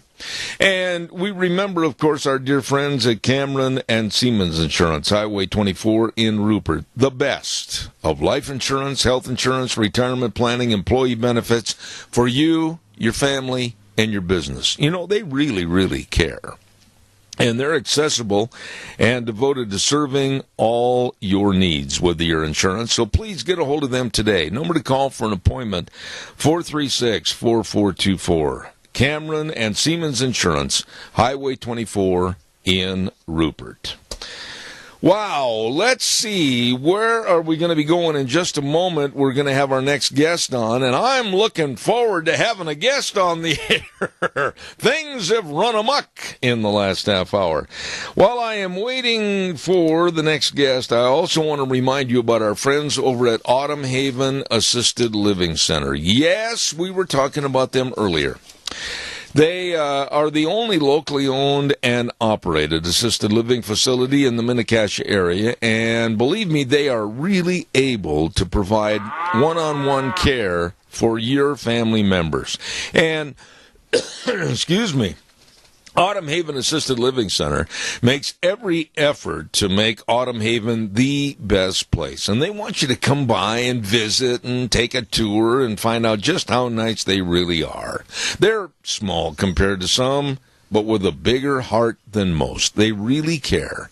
Autumn Haven Assisted Living Center, 924 Christian Way in Rupert. Here's the number to write down and call, 436-3200. Call her real quick before I go to my guest. You're on the air. Quickly. Zeb, it wasn't very long ago while the motorcycle people had the center line. Well, it's not the place to drive. No, it isn't. It's stupid. It is, and hopefully the problem, after announcing it here, maybe a few people will realize that's a danger zone to be in. Thank you, Bob. Appreciate it. Right. All right, sir. Ladies and gentlemen, right now, we're going to, we've had this person on the air before, a couple of weeks ago, maybe a month or so, and I was very, very much impressed with her writing and her speaking on the program. Liberty McCarter, and she writes for The Stream. Liberty, good morning. How are you? I'm doing great. Thanks, Zeb. How are you? Well, I got to tell you something, Liberty. I read your article in The Stream. Iceland is wiping out people with Down syndrome before they're born. And I've tried to be really tough all my life and not let things bother me, but I'm not ashamed to admit that when I read your article, it brought tears to my eyes. And it's so sad to think that we have certain portions of various countries and peoples and governments that want to purge people's lives because they just don't fit in. Why don't you give us a synopsis of this article? Well, you're right. This is deeply disturbing. And, you know, CBS a couple weeks ago did a story, and when they begin, this anchor says, in Iceland, Down syndrome is on the verge of being eradicated. And you think, oh, okay, maybe they found some kind of cure, or, you know, with modern technology, they're working to help people that have this, you know, genetic condition. But no, as it go on, you realize they're not eradicating Down syndrome, they're just killing people who have it before they're born. And so in Iceland, 100% of women who get screened for Down syndrome and get a positive result, they end up having abortions. So that's where we are. And since the test is not completely accurate, you have some people with Down syndrome born, but it's only about 2 per year. And this, you know, Iceland is the most drastic example because it's 100% of women who have these results. They get the abortion. But even in other countries like Great Britain and France and the U.S., the majority of women who find out that they're pregnant with a baby that has Down syndrome, they get abortions. So you're seeing people with Down syndrome literally being wiped out. I'm sitting here, and it's going to be hard, honestly, Liberty, for me to do this interview because I get pretty emotional about this. To me, this is nothing more. Did we lose her on the call? I believe we did. Call her right back, Wheels. Thank you. Call her right back. This is nothing more than kind of an organized murder campaign, and hopefully we can get Liberty back on the phone. I don't know what happened, but we will try to reestablish that phone call. So Wheels is on the job, and I'll give a quick reminder that this Thursday, we're going to have Lunch Bunch at Denny's Restaurant, and that's at 611 North Overland in Burley. And, of course, don't forget, we've got a lot of gift certificates to give away from Smith's Food, Hanson Mortuary, Stokes Groceries, Doug Martin. Everybody try to be there at America's Diner, and that's Denny's Restaurant this Thursday at 11:30. Do we have her back on the air, Wheels? Still trying to call, I believe. So far this morning, we have not had a good track record of trying to call people on the air. Good morning. Yes, Wheels. What's going on?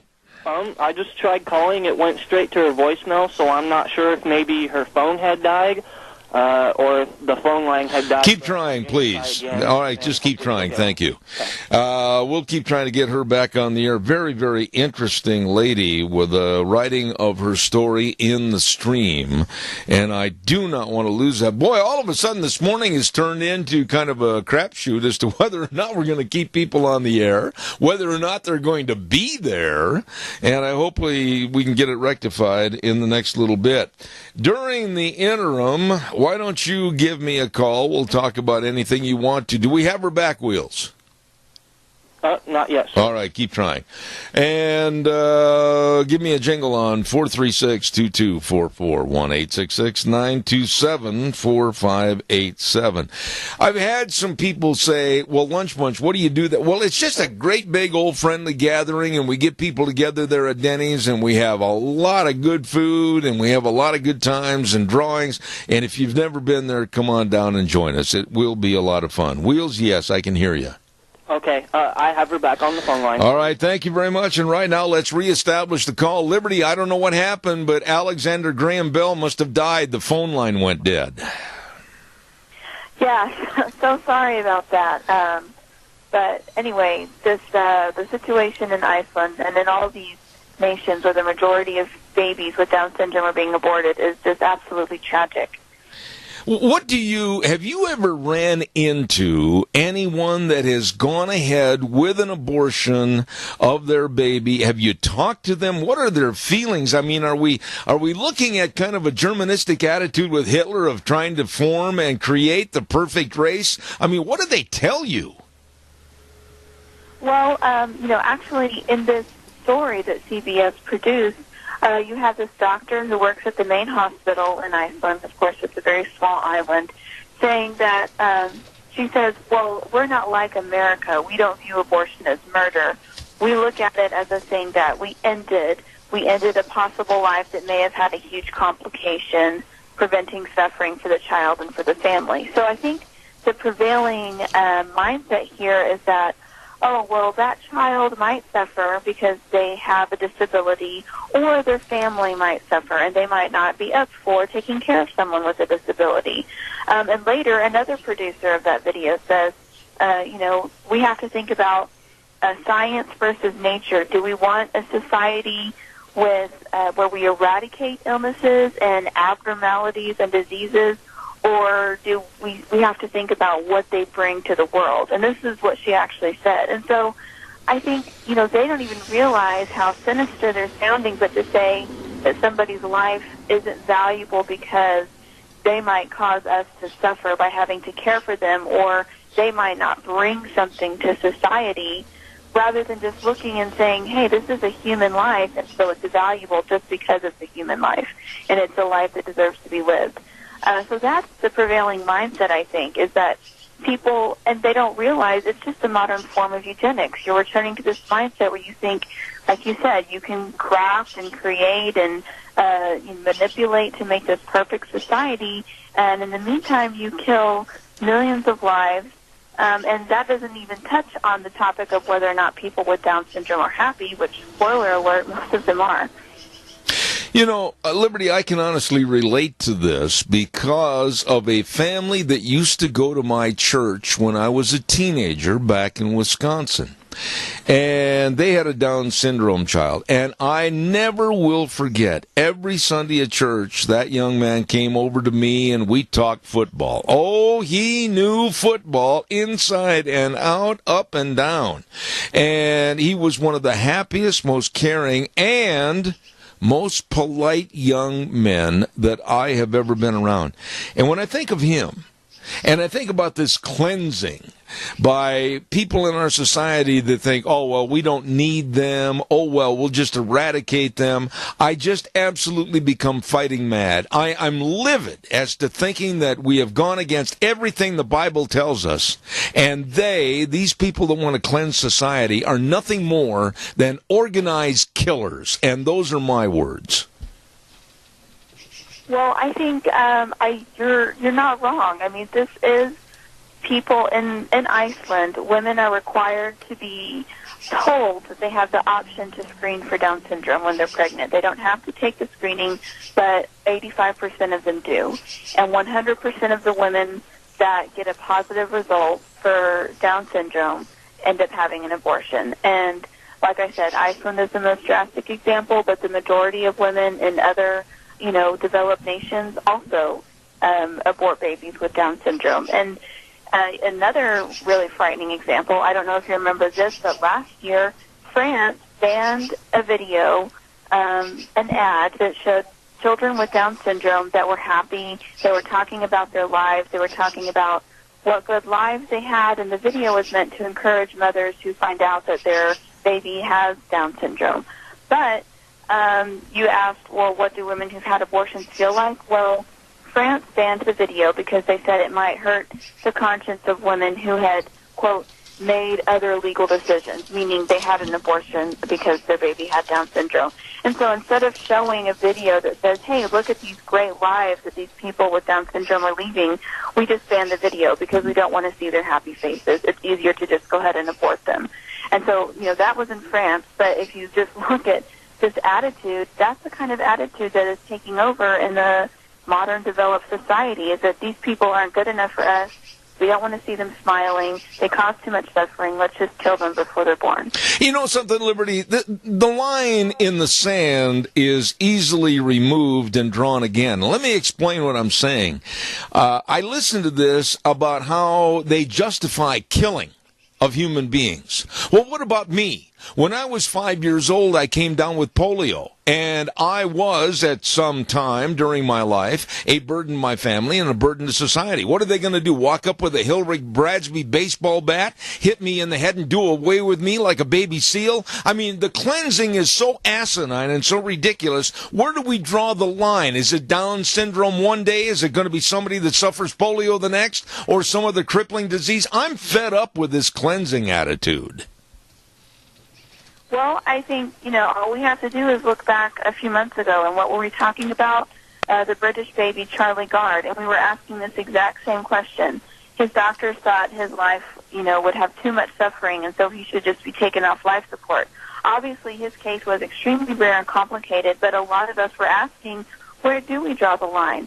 And here again, a few months later, we're talking about the majority of babies in the developed world being aborted just because they have Down syndrome. And so at what point is it another example from this video in CBS, they were talking about how parents consider what other problems children with Down syndrome might have, such as autism. So if a child has Down syndrome and they might be autistic, well, that would be way too much suffering. So we have to consider that and maybe go ahead and just abort them. Oh, well, what if they just have autism?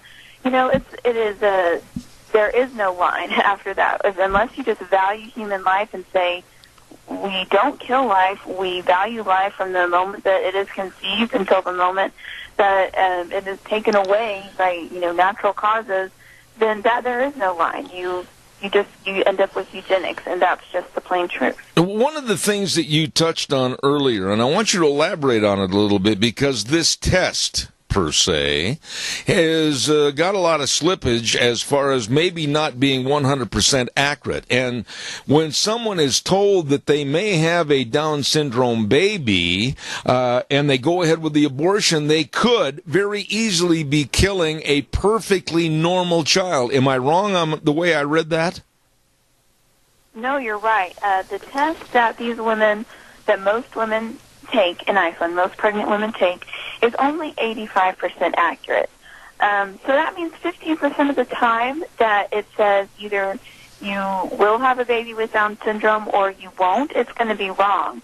So obviously we shouldn't be aborting babies with Down syndrome anyway, but because of this inaccuracy rate, millions of other children are getting aborted as well. And that's why you have only about 2 children with Down syndrome being born every year, because they slipped through the cracks, so to speak. It was a false negative, and then they end up having it anyway. And then to think about all the children who don't have it, but the parents are so afraid to take a chance because apparently a child with Down syndrome is, would be such a burden, or is portrayed that way by the government and society, that they just wipe it out. And the baby might not have Down syndrome, or it might, but yeah, the test is only 85% accurate. What's being done to stop this lunacy, stop these idiots from what they're doing? I can't think of any language I can use on the radio stronger and not get thrown off the air. I'm so livid about the lack of respect for human life today. What is being done to stick our noses into their face and tell them this is wrong? Well, there is one woman in particular that was featured, in this video, and I think she's kind of leading the cause over in Iceland. She ended up having a baby with Down syndrome, and it was because she took the test and it showed negative, but because of the test is not accurate all the time, she ended up having a child with Down syndrome. And surprise, surprise, it really opened her eyes. She realized her daughter is 7 years old now. Her name is Augusta. She has a wonderful life. She's a vibrant little girl. She's happy, and she says, this woman is saying, look, this government is really pushing this, you need to take this test, and obviously 100% of the women are getting abortions after they take that test.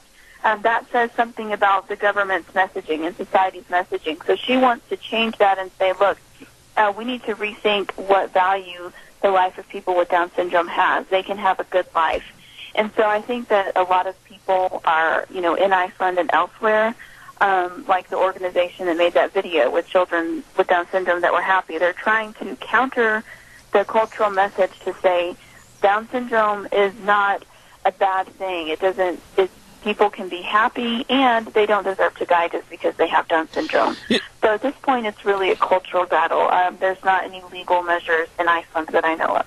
I look at the world today, Liberty, and the asinine attitude of our populations. They spend more time trying to figure out how to cleanse the past and punish our history, but yet at the same time, they'll go out and kill human beings. Isn't this ridiculous? It is, and it's sadly ironic because, unfortunately, you have not seen the news again, which I think we can all agree they're despicable. But what did they do? They tried to wipe out humanity. They tried to find, the, quote, pure race, which was obviously wrong.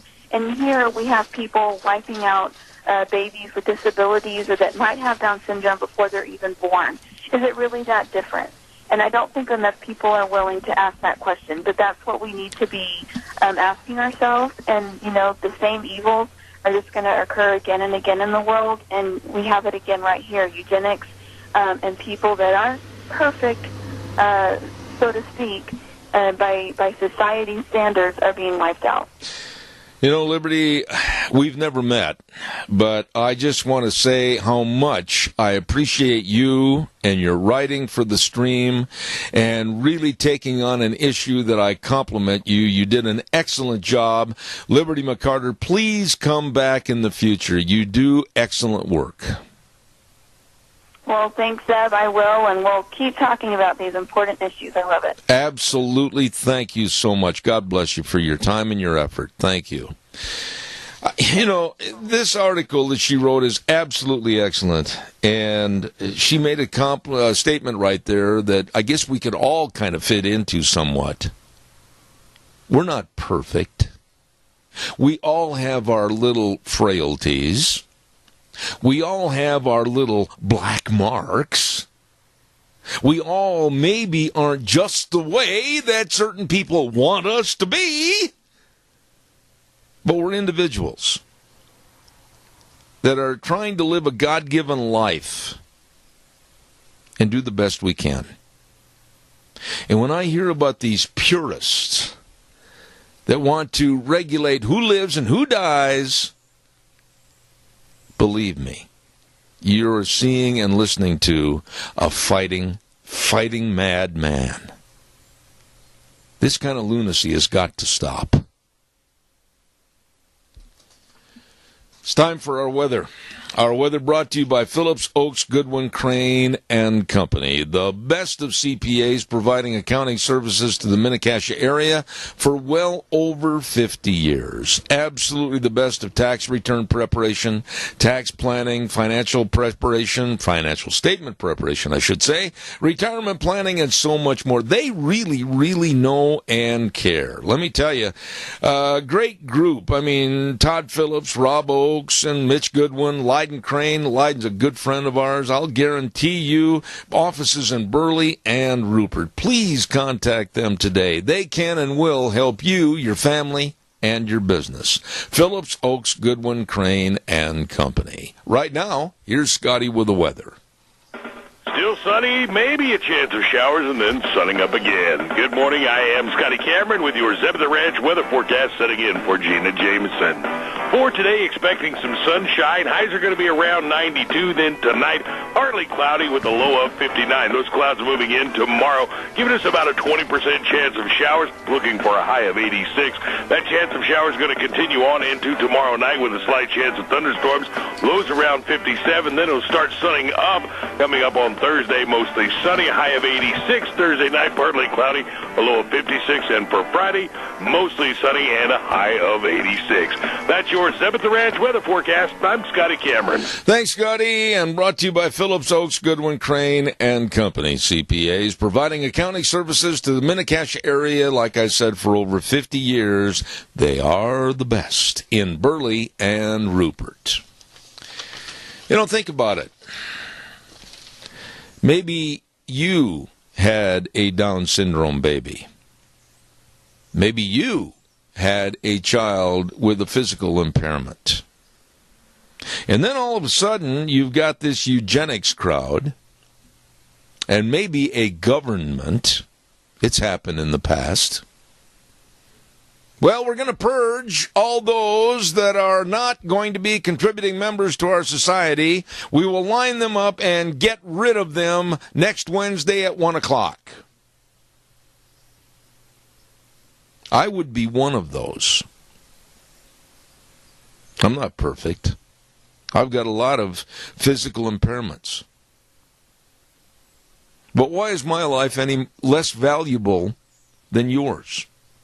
I work. I pay my taxes. I've raised a family. I've got grandchildren. Why is my life worth less? And we have a society now that is promoting killing. That baby's not going to be perfect. Better get rid of it. Just throw it in the trash. I am so sick and tired and beyond mad to think of where we're going supposedly as a civilized society. The words, damn us, are fitting. Caller, good morning. You're on the air. I have something to say about this. I think that God gave us children and families, and we are the caregivers. And sometimes when we have a baby, that baby may not be perfect in every way, but it's God's creation. And we do not have any right to destroy any of God's creation. And I have had acquaintance with 2 families that have children who are Down's kids, and those kids are so fun. They are so loving. They are so inclusive. They see no color. They see no disability in the people that they meet. Too bad that the rest of us aren't that way. Amen. You know, And you know what? I think that God gives us those people, those members in our society, to keep us humble. If we don't take a good look at that, we never know. Yeah, but Chris... I have a child who had a head injury when he was 6. And when he had that head injury, we had no idea what he was going to be like when he came out of his coma. And we probably could have said, pull the plug. Yeah. But we chose not to. Yeah. He is my best friend. I love this kid. I'd lay down my life for him. Well, okay. Fine. I heard your story, and I absolutely am in tears sitting here listening to you. And also the same is true for me. When I was 5 years old, I had polio, was in an iron lung, didn't expect to live. My parents, well, they should have pulled the plug. Let him die. Look at the money he cost. This is the point, Chris. Are we living in a society that's going to be so pathetically clear and clean and eugenically balanced that they are going to say, you live, you die, sorry, that's it. Enough quota for today. This is the patheticism that we're living in today. Well, and that's where the United States is going off of the rail. And if we don't pull up our big boy pants and get to work and act like we were humans, not God, God makes these, you know what, every one of us has warts. And when we think that we can point our finger at the person with the warts, we better take a good look in the mirror. Absolutely. And human life is the most valuable possession that we have, and we better guard it with our army. You know, Chris, every time you call, we have a great conversation, and I am in debt to you for bringing up what you did this morning. I'm so glad you told us that story. God bless you and your family, and thank you. Well, and we never know what's going to happen to us tomorrow. Amen. Our lives can change in an instant. Amen. And we better hope that the people that are taking care of us want us to live as much as we want to live. Thank you, Chris. God bless.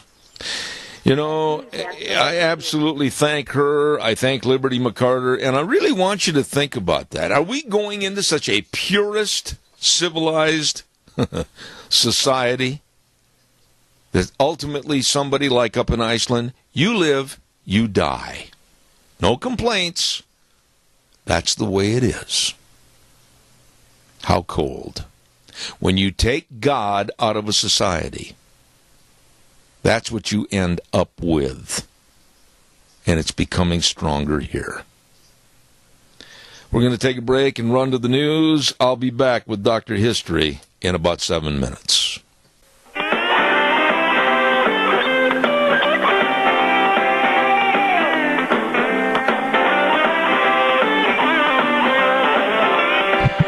We're sitting here visiting instead of paying attention, and I apologize for that. Good morning, Zeb at the Ranch. I'm Zeb Bell with our major sponsor, your Magic Valley Les Schwab Tire Centers, all 7 locations serving you. And, of course, some of our great advertisers like Western Way Services, always at your disposal. Call them at 734-6969. It is Tuesday. And lo and behold, a homeless person walked in the door in the name of Dr. History. How are you? I'm doing great, Zeb. Oh, man. You've been on vacation. Yes, we did take a little trip up to Coeur d'Alene. Been playing grandpa. Yes, and construction for my daughter. Are you good at constructing things? Well, I built some shutters for her house. Really? I built a lawn bench for her garden. My. Yeah, and I enjoy that. Well, I appreciate your offering to help us. You're welcome. Okay. I missed you, and we want to say thank you to Gary Shoresman. Yes. And Gary, I don't know if he's listening or not this morning, but Gary is always there to help, serve, and befriend different causes and people. And Gary, God bless you from our house to yours. Thank you for what you did. He's always been there to help when we need him. I appreciate him. Yep. Now, what are we going to talk about this morning? Well, when you think of the Old West, one of the first words that has to come into your mouth is cowboy. Yeah. I mean, come on. So I'm going to start with kind of a history of the first cowboys. Okay, we've talked about the ones that herd cows and, the cattle drives and stuff like that. But we're going to start right at the beginning of how they got their name. Down to Mexico or something? Well, sort of, yeah. Yeah. Okay. So, so the story of the American cowboy begins in Texas, really. Okay. Which is the great cattle raising industry, and in 30 years it fanned out from there clear into the northern plains, the western states. So really, from Texas, it just spread throughout the whole West. Right. So you picture this, longhorn cattle. You think of rawhide and leather, spurs, a sombrero, a six-shooter, and this kind of formed the distinctive Texas cowboy. And all the other cowboys just kind of followed that Texas image, I guess. Yeah, I guess you could say. Of course, California would lay claim to having, because of the Spaniards, Right. they could lay claim to the birth of the cowboy. But I honestly think Texas would be the home. Yeah. And actually, cowboys can be divided into two classes. Basically, those coming from Texas, and then the others that kind of came out from the east. Yeah. I mean, and they were, and actually chiefly from Missouri, but the Texans, they were the best. Yeah. They were the best riders. They did the best of everything, and everybody else, and there were a lot of good cowboys I was shocked after when that. you said Missouri, though. Yeah, for some reason, a lot of them came out of Missouri, and I'm Really? not quite sure why. Okay. But, sometimes you can think of the bad name of the Texans when you think about maybe their tempers. And, Easy on the words on the radio. and the fact that they were mostly kind of free in the use of their revolvers. There's an old saying, you can always tell a Texan, but you can't tell them much. That's right. So, the original Texas cowboy was kind of a mix, actually, of what you just said, Spanish, Mexican, and American cultures. Yeah. So it's kind of a hodgepodge right there. Yeah. And if you go back, the conquistadors and early Spanish colonists introduced, domestic cattle and horses into North America. Yeah. Okay, now this gave rise to the Mustang, which, of course, were horses that had escaped from the domesticated horses. Weren't they originally, they swam to shore from the Spanish galleons that were off the coast? Right? Yeah, whatever they, however they got here. But anyway, these horses ran wild, they multiplied, and the Western Plains became kind of a natural horse and cattle country. Yeah. And they evolved into a pretty hardy, kind of an ill-formed breed of small horses that weren't really that big. Yeah. About 4 feet 8 inches, and that's not a very big horse. A lot of them never got above 900 pounds. Yeah. So in a similar fashion, numbers of the Spanish cattle ran off into, or they were abandoned in the wild. They got together, they evolved into the Texas Longhorn, which is a tough cow. Oh, they had to be. So, I've never eaten Texas Longhorn cow, but it's not so tough with the meat. It's that those son of a guns would kill you, walk over you, horn you, and everything else. Yep. So, of course, handling these cattle was the way of life for the Texas cowboy. Yeah. So they had to be tough. But by the 18th century, the aggressive and adventurous Spaniards, they were greedy for gold and territory, and they'd conquered the whole of Mexico, California, and Texas. And the Spanish settlers began cattle ranching there. Now, these ranches were run in the same free-range manner as those in Mexico. The cattle were allowed to wander far and wide over the unfenced open range to graze and to breed. And because cattle from different owners intermingled on the plains, a system of branding was introduced to identify the animals by the owner's individual mark. Mm-hmm. And with the grazing animals ranging over such a huge area, the horsemen had to be employed, of course, to round them up when it came time to round up the cows. Yeah. So over really probably hundreds of miles.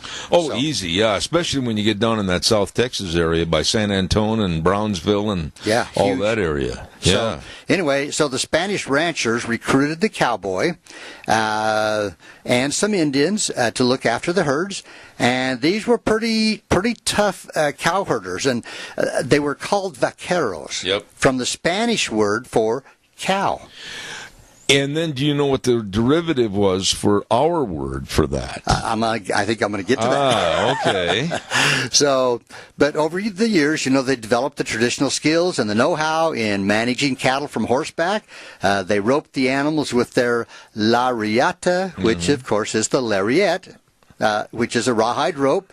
They developed gear and equipment suitable to their particular occupation, and sometimes they were too poor to afford boots, and these early vaqueros strapped huge Spanish spurs to their bare or sandaled feet. Yeah. And then, of course, a lot of them were brought up in the saddle. They seldom walked if they could ride. They wore these wide-brimmed, huge hats that, they could almost cover the whole horse. They were big, and leather aprons or chaps to protect their legs from the chaparral, which is thorny. And I've heard stories of cowboys rushing in through that and just coming out in threads. One quick story I heard one time, and I was reading a book about Texas cowboys and the Texas Longhorn. You'll appreciate this. They said, go ahead and rope one of those Texas Longhorns, tie him to a tree, and if he doesn't uproot the tree, come back in 6 months and he'll be gentled down. And that's probably right.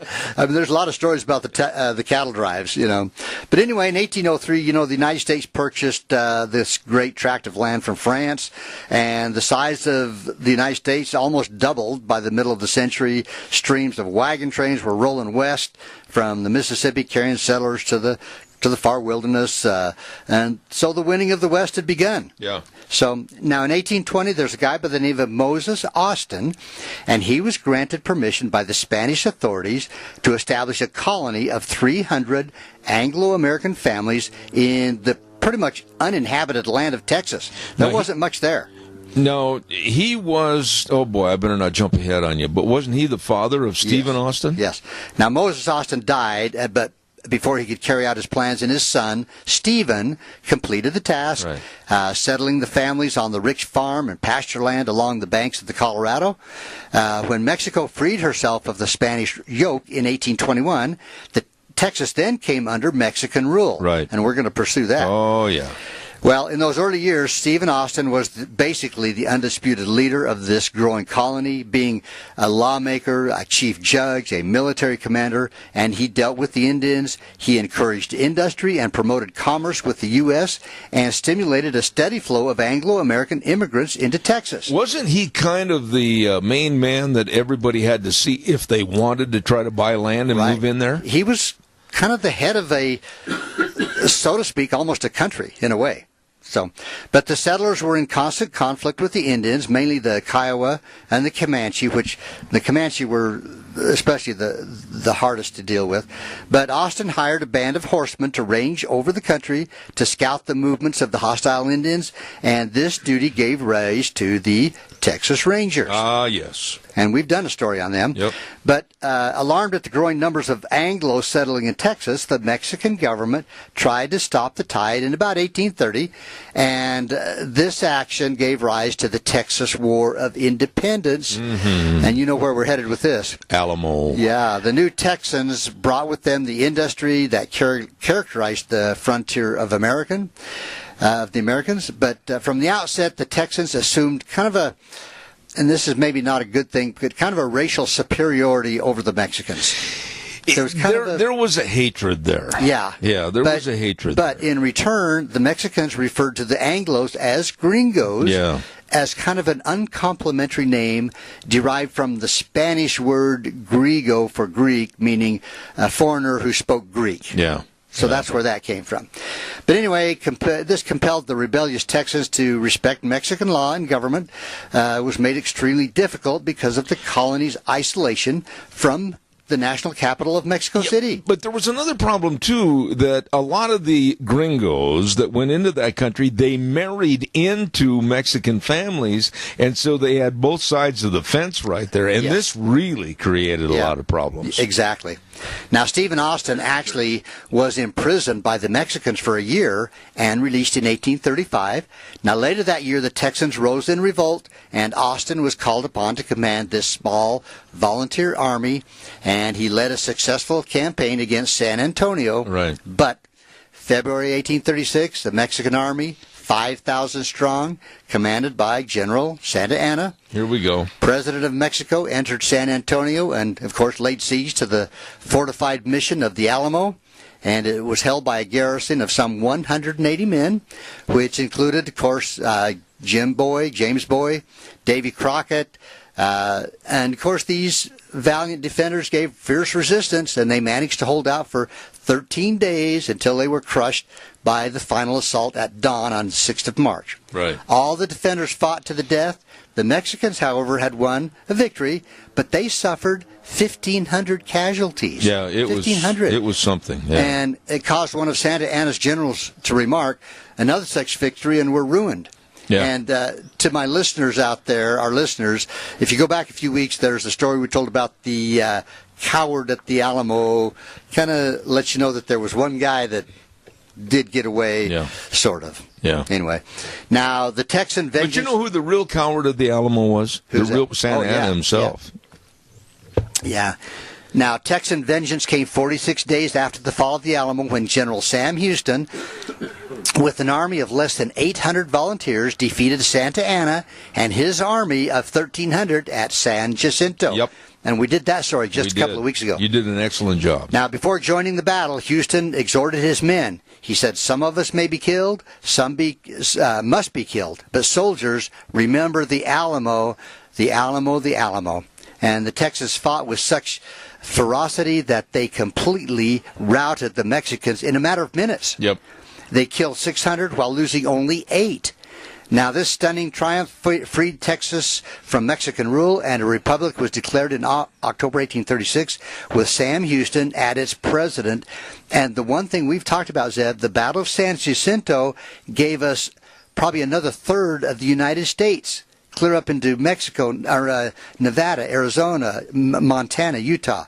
So that was a huge thing for expansion. Now, correct me if I'm wrong, because you are Dr. History, but I believe that led to the signing of the treaty called the Treaty of Hidalgo, right. I believe. Yes, I'm pretty sure. Yeah. And that's what gave us so much, a very important battle. Yeah. Anyway, the early Anglo settlers in Texas were primarily farmers, and cattle ranching was at first not that important to them. But with the establishment of the Republic of Texas, the Mexican ranchers, kind of under harassment from the encroaching Texans, abandoned their ranches and many of their cattle and retired to the safety over the Rio Grande. So a lot of them just kind of left and went back into Mexico. Yeah. And kind of a sad thing in some ways. You know, think of the movie Lonesome Dove. Yeah. Remember what part of the movie? Remember when they went across the border at night, Gus and Captain McCrae, and stole all the Mexican horses? And then they were saying, well, we'll keep them for a couple of days, and then they'll probably come up and steal them from us. Remember that? They kept them. Yeah. Well, the Texans moved into the cattle country and took over the property and stock the Mexicans had left behind. And when the new republic declared all unbranded cattle public property, Texans, assisted by remaining vaqueros, began to round up the wild longhorns and brand them with their own marks. And these Anglo range riders adopted and adapted the methods and dress and equipment of the vaquero. Right. And in the following years, they developed the skills, the character, and the lifestyle that comprised the Texas cowboy. So again, this is the beginning. Now, you asked, why the name cowboy in particular? Why not cowman or cow herder or stock boy or cow driver? Or today, cow person. Or trail rider. Well, indeed, they were called all these things in their time, but cowboy is the one that stuck and came into general use about a century ago. And it is an appropriate name because most cowboys were young. Yep. These were young guys. Yep. And so the term started to appear in magazines and newspaper articles, cowboys, because a lot of them were, even 14, 15, 16, That's 17 right. years old. That's right. So the cowboys of Texas are they're a kind of a peculiar breed. We still are today, too. You gotta love them, you know. But early Texas usage of the name cowboy was also almost synonymous with bandit or robber. Some of them didn't have a very good reputation. Because as those men drove in the cattle of the Mexican rancheros, sometimes they were plundering and murdering herdsmen, and they did some things that weren't quite right. But, after the Civil War, cowboy came to signify anybody who tended cattle out west. But the name still retained a kind of a connotation of wildness. It was much, much later that cowboy spelled romantic adventure. Some things never change. That's right. But the popular term cowpuncher came into use in the mid-1880s. Now, I don't know if you know this, Zeb, but when cowboys employed what they called a prod pole to urge cattle through the chutes into railroad cars, they were called cowpunchers. They often had to punch those animals with their feet that had got down in the crowded car, or cowpoke is another version of cowpuncher. A cowboy was called a buckaroo sometimes. I don't particularly care You know for where that derivation came from? Buckaroo? Yeah, Not from really. the word vaquero. Oh, okay. The derivative of the Spanish word vaquero. Okay. Buckaroo, vaquero, that's Okay. where it came from. Well, the cattleman and the rancher, they were always used to donate an owner or raiser of cattle. And at the top of the league were the cattle kings or the barons. Huge. Was the King Ranch down in Texas, one of the biggest. But the original cowboy of this country was mainly a product of the Western, the Texas, armed to the teeth, booted and spurred, long-haired, covered with a broad-brimmed sombrero, which was kind of his badge of his calling. His personal appearance proclaimed the sort of man he was. And the Texas cowboys were frontiersmen. They struggled. They had Indian battles. They fought bandits from Mexico. So they weren't just herding cows. But the peculiar characteristics of the Texas cowboys qualified them for an important public service. By virtue of their courage, their excellent horsemanship, their skill in the use of firearms, they'd been efficient in preventing Indian outbreaks and in protecting the frontier settlements. And as I mentioned earlier, the Texas Rangers are a part of that whole Texas cowboy story. Can you name another group of people in the United States history that ever stood out en masse with the name cowboys? Everybody knows what you're talking about. Yeah, how could you not have a picture in your mind? Yeah, anytime you hear the word cowboy, it's unique to the western United States. Absolutely. And especially Texas. Yeah. So that's kind of the story of how the cowboys started out. And actually, if you go back a year or two ago, I did a story about the cowboys and on the ranches and stuff like that. So. You did a story one time, I remember, about all the clothing and how it came into being, with the chaps and the high-top boots and the low-slung heels and the pointy-toed boots and everything. We did a whole thing on that, and, of course, the hats. But when you talk about, you say cowboy, and I'll tell you what, when I did the Olympics in 1996 in Atlanta, Georgia, I was absolutely amazed when I came down out of the announcer stand one day. There stood a Japanese family. And this little boy, about 5 or 6, he goes, "American cowboy!" And I signed my hat and gave it to him. Is that right? Yeah, and a very, very nice family. I was over in Park City a few years ago, and I happened to have on boots and a cowboy hat and jeans. Yeah. And I was just sitting outside a store waiting for my wife, and 3 ladies came up to me and asked if they could take my picture. Really? So I said, "Yeah, I'm a cowboy." Well, what's your name? Well, my name is John Wayne, ma'am. They call me Tex. I didn't have the heart to tell them. There you go. Why break the bubble? I know. Yeah. They thought I was pretty amazing. There you go. But, there's so much history, and, it ties into what I was saying earlier this morning. We've got those in our society today that absolutely want to apologize and erase our history. We've got a lot to be proud of. We do. And I've got to say, I went to the rodeo last week, and we've talked about that a little bit, and I still love the roping and the riding and the all the events that take place in a rodeo, and just everything involved with a hometown fair and rodeo event. Absolutely. There's just something kind of homey about it. I don't know. It's a part of our lives, and it's a part of Americana that you never want to see erased. Yeah. Look at your county fair. I mean, with the kids with their 4-H and their FFA projects, and the pies and the cakes and the maple scones with bacon, maple bars, maple bars with bacon. Yeah. By the way, why didn't you come in here this morning, knowing that I would have loved to have had one? By now, it would have been kind of old, Sorry. I don't care. I mean, when you first came up with this idea of putting bacon on it, was that your original idea? My wife found that over in someplace in Oregon or someplace, I don't know. So I thought, well, what the heck, let's try it. I'm telling you, when you brought that box up there in the announcer stand, what was it, 4 or 5 years ago? Yeah. And set it down, and everybody kind of looked at those delicious maple bars, but many of them wrinkled their nose. Well, it's got bacon on it. And I said, well, try one. And in less than 30 seconds, they were gone. When you had a bunch of bulldoggers up there paying their fees, it was all empty. Yeah. Yeah, just kind of, what can I say? It was great. I compliment you on that. Well, I did have a maple bar for you the other night. For me? Yeah. Not given to me. No, it was delicious, by the way. Thank you very much. What are we going to talk about next week? Let's stay on this vein. You ought to kind of stay with the involvement of the American cowboy. Okay, I'll see what I can come up with.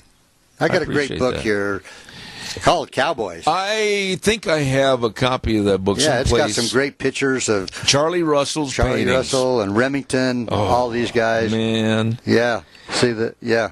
You know what I think I'll do if I can remember to do it? I'll call Wheels, and there is a song that was, recorded by Ian Tyson about Charlie Russell and his painting. And I'll try to get that and play it next week while you're talking about this. Okay. Caller, good morning. You're on the air. Quickly, we got a minute left. Yes, sir. Very, very quickly, you can get your bacon maple bars at Smith's in Burley.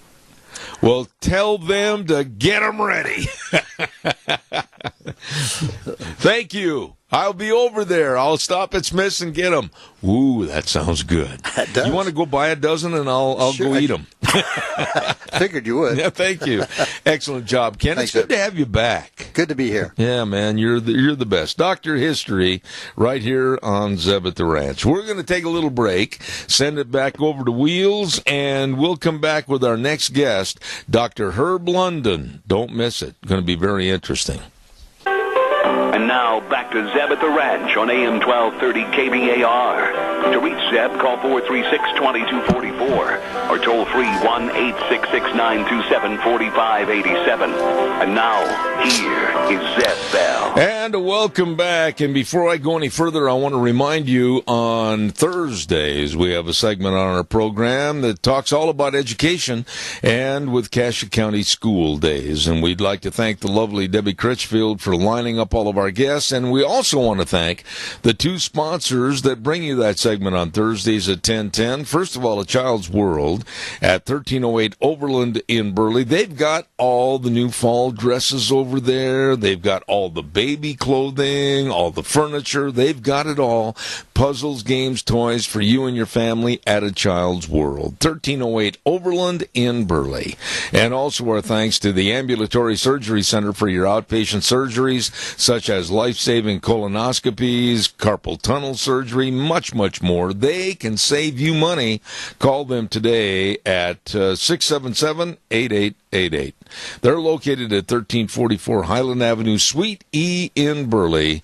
Ambulatory Surgery Center, along with A Child's World, bringing you School Days in Cassia County.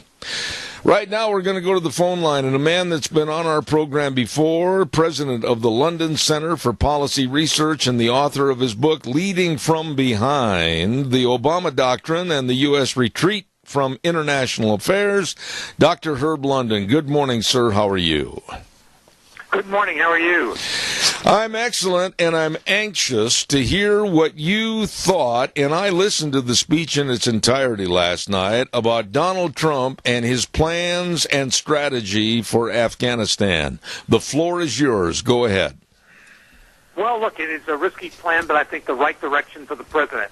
He obviously was disinclined to send any more troops into Afghanistan, but at the meeting with the generals, it was perfectly clear that in any kind of cost-benefit analysis is a far greater cost in removing our troops completely than keeping some troops there and attempting to recapture the territory that's been taken by the Taliban in the last year or two.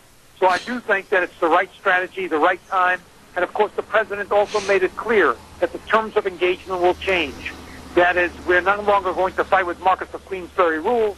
We're now going to say our Marines can shoot first rather than waiting for the enemy to shoot at them before they respond. I also think that it's important to note the president did not point out when he would leave. Very different from the calendar that was established by his predecessor, President Obama, who did say that the United States would leave in roughly a year. So again, the positions have changed, the attitude has changed, the strategy has changed, but I think the American people are asking the obvious question. We've been there for 17 years. We haven't accomplished very much. What can you accomplish now? I think that the president has to demonstrate that with this new strategy, the United States can be successful, even though we have not been in the past. Dr. London, let's break these points of interest down a little bit, and let's start with the Obama administration. For 8 years, it was a draw a red line and then back up a little bit and then draw another red line. How is this administration going to change things literally overnight with their involvement in Afghanistan?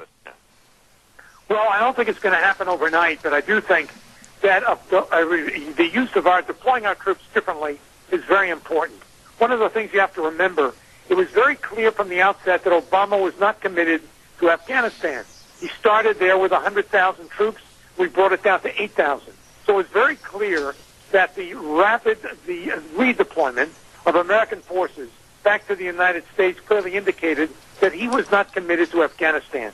And even at the very end, when we finally left a few thousand troops there at the end of his administration, it was the generals that persuaded him to keep some presence in Afghanistan, notwithstanding his own desire to get out of there completely. Donald Trump ran with the same position, but the generals managed to persuade him that the cost of leaving is far greater than the cost of remaining. Now, that doesn't mean there isn't a cost involved. There is indeed. The loss of American life, the loss of life generally, is one of the conditions of warfare, and that is what we have to contend with. But at the same time, I think the president is making the right position. He's adopting the right position that the generals have given him. Let me ask you this, and Wheels over at the station, we'll ride the gain a little bit and watch that feedback, please. But Dr. London, when you talk about Afghanistan, you're talking about a country that basically doesn't have a lot of net worth, not a lot of gross product shipped anywhere in the world. What good is Afghanistan to the United States, and why are we there? Give us the basics from the get-go. The reason why we're there and the reason why Afghanistan is important is because it has served as a sanctuary for terrorism, for Al-Qaeda, now having a major network, as well as ISIS that has metastasized from the areas south of Afghanistan. We now find ourselves in a position where you may recall so much of the planning for 9/11 did occur in Afghanistan, which is the reason why President Bush actually engaged in his first encounter with Afghanistan immediately after 9/11. There's nothing in Afghanistan. We do not desire the iron works that are there. We do not desire having any kind of natural resources from Afghanistan. Our goal is one and only one, and that is to try and rid the country of the terrorists that could conceivably affect the United States, keeping in mind that geography is porous, that we no longer can stop terrorists from coming into the United States as San Bernardino, Orlando, Florida, 23rd Street in Manhattan, Boston Marathon, 9/11 itself clearly demonstrates. So we are now in a different kind of war, a war where we have to clear the swamp, to use that unfortunate metaphor used by President Trump. One thing that was poignantly clear to me last night, Dr. London, and you're the expert, but Trump, I thought, was very professional in his delivering of the speech, but he emphasized that we are there to kill terrorists. I like the bluntness, I like the frankness, and I like the change in the terms because we're going to take the gloves off and go after them. I'd like you to elaborate on that a little bit. Well, as I indicated to you before, if you look at the terms of engagement in the last 8 years prior to the introduction of new troops by President Trump, it was very clear that the Marines, for example, could not fire on the enemy until the enemy fired on the Marines. I mean, it didn't make much sense. And if you talk to anyone who was deployed in Afghanistan, they would say, look, we're fighting this war with at least one hand tied behind our back and maybe two. So, again, the terms of engagement will change. We're out there with only one goal in mind, that is to kill the bad guys. And I think the president made that absolutely clear. And I think that's the right strategy. We should not be there for any other purpose. If, in fact, we are going to build a government in Afghanistan, it's absurd. There is no chance of doing that. If we are going to try and develop a kind of understanding with the Pakistanis, that's not going to be clear. We have to make it absolutely, fundamentally clear to both governments we are there for one purpose, and that is to stabilize Afghanistan through the killing of terrorism. In the past, Dr. London, as you well know, this country and past administrations have gone into a boxing match and yelled from the corner, hey, we're going to lead with the right cross and then follow up with the left hook. Idiocy in trying to win a war by telling the enemy what you're going to do. Trump last night did not say anything to give clues to the bad guys. He did not indicate the calendar that would be employed in this war. He said this is a positional confrontation that is dependent on what happens on the scene, and that will determine American strategy and American positioning. And he made it clear that the United States will do whatever is necessary to try and stabilize Afghanistan with the understanding that we're not going to be there indefinitely. I think he tried to develop an understanding very different from what we encountered during the Obama years. It was tough, it was smart, and I think by and large did not reveal anything to the enemy, particularly the number of troops that would be deployed. Let me ask you this. What have you heard since last night's speech regarding the Democrats and the liberals? What has been their response? Well, the response on the part of those who are relentlessly opposed to this administration is that Trump is a warmonger and that he's virtually out of control and that putting the United States in harm's way, and that it would be far better for the United States to withdraw. By the way, that position is not so different from the position of many conservatives who believe that the United States has been there for 17 years, has not accomplished very much, and it's time for us to get out. So, again, the left and the right seem to converge on this matter. You know, he's going to Arizona tonight to speak and try to raise enough interest in the I'm trying to think of her name, that she's running against Jeff Flake, and I think her name is Ward, the last name. And he's going to go down and try to secure a lot of interest for her vote. But then also, a lot of people are afraid that he may put his foot in his mouth and distort and hurt what he said last night. What are your thoughts? Look, I think the president has to stay on message. One of the problems that I have with this administration is that President Trump very often is impulsive. If I were in the White House and had any authority, I would take that cell phone, put it in the toilet, flush the toilet, and make sure he had no access to it. You do not develop policy perspectives or an understanding of policy by tweeting. You've got 140 characters. You cannot explain Afghan policy in 140 characters. You cannot explain healthcare policy in 140 characters. You cannot explain the need for tax reform in 140 characters. So I think that the president has got to come to the conclusion he must do what he did last night, have a regular meeting with the American people, transcend what is happening in the Fourth Estate. The Fourth Estate will not cooperate with this president. That's clear. But I think it's also clear that the president has the bully pulpit and can use it effectively if, in fact, he stops tweeting and starts addressing the American people on a regular basis each Saturday with a fireside chat. Dr. London, I want you to, before we go and close this segment today, I'd like you to comment, if you would, on the dismissal of Chief Strategist Steve Bannon. Is this going to be a positive, a negative, or who cares? How is that going to play out? Well, it's very difficult to say. Look, I think Steve played an extremely important role in developing a strategy during the campaign. I mean, there are internal conflicts within the White House, and I hope that John Kelly can create stabilization. The role that Steve will play, however, is still an important role in policy matters. He will simply have a different venue. Instead of being in the tent and making comments to the outside world, he'll be in the outside world making comments inside the tent. So I think he'll still have some influence on public policy in the United States. Dr. London, with all the bad news, and by the way, wheels over at the station, please, we're still getting a little feedback. With all the bad news that's coming out of this White House and all the still possible Russian collusion, and then, of course, the mess in Charlottesville, of which I want to step up and say I don't think Trump handled that badly at all. I think it's just the liberal left trying to make a big mess out of it. But with all the bad news coming out, is this something that's going to be a real building block for Donald Trump after that speech last night? Well, I think that the speech has to be seen as a building block. It has certainly forced Charlottesville off the front page of the newspapers, which I think is desirable. I've had, my fill of Charlottesville. If you were to read the mainstream press, you would get the impression that there are two major silos in America. One, the neo-Nazis, and the other, Black Lives Matter.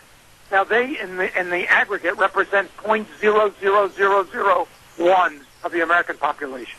I mean, it's infinitesimal. And yet you would get the impression this is a major struggle between two of the major ideological groups in America. It's absurd. And yet that is the kind of impression that has been created by the press as a result of Charlottesville. All right, now, I think that the president has to build on what has happened with this speech about Afghanistan. Here is the right issue for the American people to concentrate on. It is a building block of American foreign policy. It's a statement about the deployment of American forces. It sends something about the future of American interests abroad. I think that the president would be very wise to use this as a way to make further comments about the role that the United States is going to play on the international stage. So his foreign policy, in your opinion, with working with the generals, listening to their advice, and then making a step forward, might be a stepladder to success for this administration that really has been turning their wheels in the sand for the last 8 months. There's been too many distractions. Charlottesville is merely one. There have been so many distractions, and as I indicated to you before, some of the tweets by the president, I think, have been maladroit. And I think it would be very wise to stop doing so. He's an impulsive man, and obviously gets very excited and angry when he's criticized. But I think he's got to understand he's president of the United States. That kind of response is distinctly inappropriate. If the president were to concentrate on the policy issues, where I think his instincts are very good, I think that this administration will be quite successful. There's one other problem I'd like you to comment on before you leave this morning, and that is, of course, the House and the Senate. They, in turn, I think, share the lion's share of problems where we are today. How would you clean this mess up if you're the Trump administration? Well, look, I think the president has to engage in some very tough jawboning with both the leaders in the Senate and in the House. He's got to say to them, look, what you people are doing is introducing a political failure for 2018. The Democrats have nothing to offer in this race in the following year, but they will say one thing. The Republicans control the House and the Senate and the presidency, and they were unable to accomplish anything. Please do not put us in that position. And if you do, you will be punished. I will run candidates against you. And so that's got to be the line of the president. He's got to bring the party together, and it requires a carrot and a stick. He's got to say to them, you can be rewarded or you can be punished. But there's no doubt that the party must remain together, and we've got to get something out of these reforms on health care and, of course, tax reform. Absolutely. Keep in mind that Ronald Reagan used to make the point, if you get 70% of what you want in Washington, D.C., consider it an enormous success. Well, I think that the Republicans have got to consider 70% of what they want, not 100%, because they're not going to get that. Dr. Herb London is the author of the book Leading from Behind, the Obama Doctrine and the U.S. Retreat from International Affairs. Once again, Dr. London, what about the book? Where can people find it? And give us a thumbnail sketch again about what you talk about in this book. Well, the book was a demonstration that over the last 8 years of Obama's presidency, the United States engaged in a withdrawal from international affairs, and in fact, one might even say retreat from international affairs. The arc of history, which the former president believed was moving in our direction, did not require the United States to intervene anywhere. It was a mistaken judgment. It had only created vacuums across the globe, and those vacuums have been filled by some very unsavory actors. So I think that what this book was attempting to do was to also set the pathway for the Trump administration and the way in which we would like to see, or I would like to see, the president behave. And by and large, he is doing so. So I think that there are some very positive developments that have occurred. I'd like to think that the book has something to do with them. Dr. Herb London, and please know that you are one of our favorite guests. God bless, sir, and please come back in the future. Well, thank you for all the great work you do, and I look forward to chatting with you again soon. All right, sir. Thank you very much. Dr. Herb London is president of the London Center for Policy Research, and as I said, the author of the book, Leading from Behind, the Obama Doctrine and the U.S. Retreat from International Affairs. Oh, we've got to get a weather forecast on here, and the weather is brought to everybody by Scarrows Meats, 331 North Road, Jerome. Delicious. I'm telling you what, I'm looking at all the bratwurst and the salamis and the pastrami's and the jerky and the sausages. Oh my goodness. And prime ribs, everything from Scarrows Meats, because it is delicious. 324-7657, the number to call, Scarrows Meats. Right now, here's Scotty with the weather. Still sunny, maybe a chance of showers, and then sunning up again. Good morning, I am Scotty Cameron with your Zeb of the Ranch weather forecast setting in for Gina Jameson. For today, expecting some sunshine. Highs are going to be around 92. Then tonight, partly cloudy with a low of 59. Those clouds moving in tomorrow, giving us about a 20% chance of showers, looking for a high of 86. That chance of showers is going to continue on into tomorrow night with a slight chance of thunderstorms. Lows around 57. Then it'll start sunning up, coming up on Thursday, mostly sunny, a high of 86. Thursday night, partly cloudy, a low of 56. And for Friday, mostly sunny and a high of 86. That's your Zeb at the Ranch weather forecast. I'm Scotty Cameron. And brought to you by Don Scarrow and the crew at Scarrows Meats, 331 North Road, Jerome. Go to their website, scarrowsmeats.com. Their retail meat department is delicious. They are changing the way we eat, one delicious bite at a time. Oh, boy, we're just about ready to wrap things up for this morning, and I've still got time for about one or two phone calls, so give me a jingle on the landline, 436-2244, 1-866-927-4587. While I'm waiting for your call that I know you're dialing right now, I want to quickly also remind you that Lunch Bunch is going to be at Denny's Restaurant this Thursday, day after tomorrow, and we're going to be there at 11:30 for our lunch bunch. Boy, we have a good time there. You're welcome to be in attendance. Denny's Restaurant, America's Diner at 11:30 on this Thursday. And our thanks also to Smith's Food, Hanson Mortuary, Stokes Groceries, Doug Martin, and others and Denny's Restaurant too, for the gift certificates that we're going to have for our drawing. So everybody try to be there this Thursday at 11:30.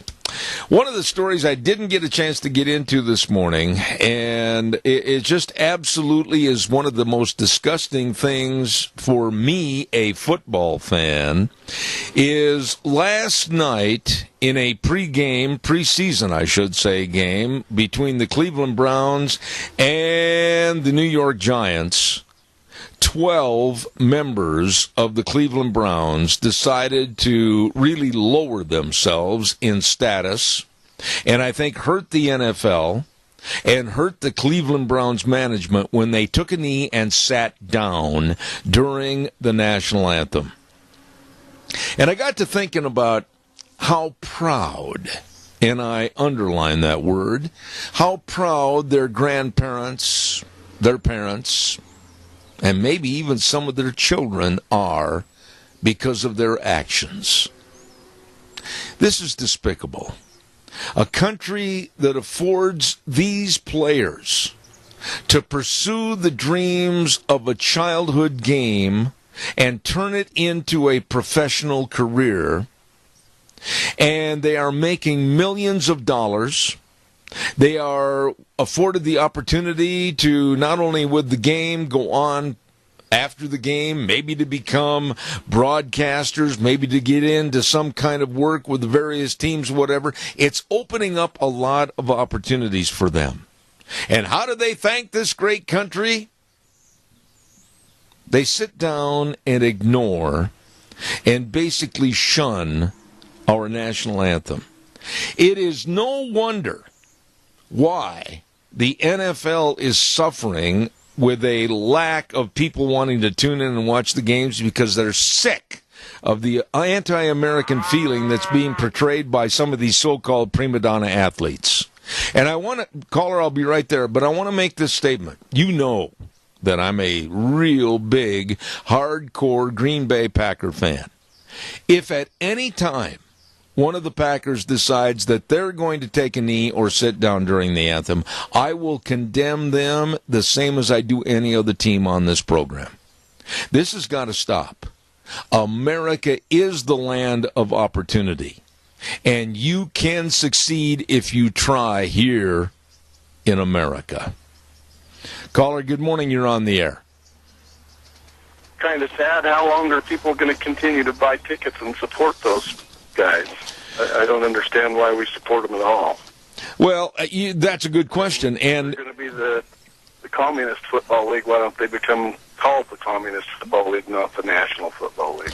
It just doesn't make sense. Does it make any sense to you at all that these athletes, supposedly many with college educations and college degrees, would be dumb enough to think that they're doing anything but hurting the league, hurting themselves, hurting the team, hurting the ownership? And what really are they accomplishing? Why don't they stand up and be proud of this country and try to rectify what they think is wrong by going through the proper channels, by going through their congressmen and senators, or asking for an audience with those people and try to promote rallies or whatever, but not to sit during the national anthem for a country that has given them everything.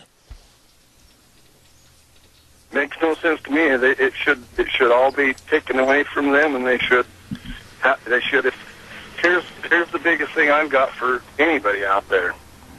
If you think there is a better country to live on this planet, then you probably ought to get your tickets and invite me over to help you pack. I love your thinking. I'm tired of listening to you live in this great nation and take advantage of everything that's available here and then denigrate it. God bless you. If you really think that way, you should go somewhere else. Thank you, sir. You've summed it up. God bless you for your call. Thank you so much. Thank you. You know, that man summed it up. I'm just sick of these athletes, and many of which got a free ride to go to college on scholarships, and now they're in the pros and basically making millions of dollars, and I'm supposed to feel sorry for them, and they use this as a crutch to kneel and sit during our national anthem for a country that has basically paved the way for the rest of their career. This sickens me. I want to say thank you to our main sponsor, your Magic Valley Les Schwab Tire Centers. All 7 locations serving you with the best of tires. And I mean that. All the different tread designs, all the sizes, everything. And along with that, a lot of people forget that they have the best in brake service by the highly trained brake technicians. And, of course, the front end alignment, shocks and struts, the batteries. I mean, your driving safety means so much to them. They've got a slogan that says, get where you're going this summer. And then I added to it, and then be able to turn around and come home safely. They are the best because doing the right thing matters at all 7 locations. Lane and Rupert, Dave on Blue Lakes and Twin, Mike and Buell, Mike and Jerome, the Twist family in Paul, Daniel on Poline in Twin Falls, and Randy on Overland in Burley. Your Magic Valley Les Schwab Tire Centers, absolutely the best. We've got to run. Tomorrow morning, be back right here, 8:06, Zeb at the Ranch. We'll ride the horse for 3 hours till 11. And remember, the way things were are the way things ought to be. See you tomorrow morning.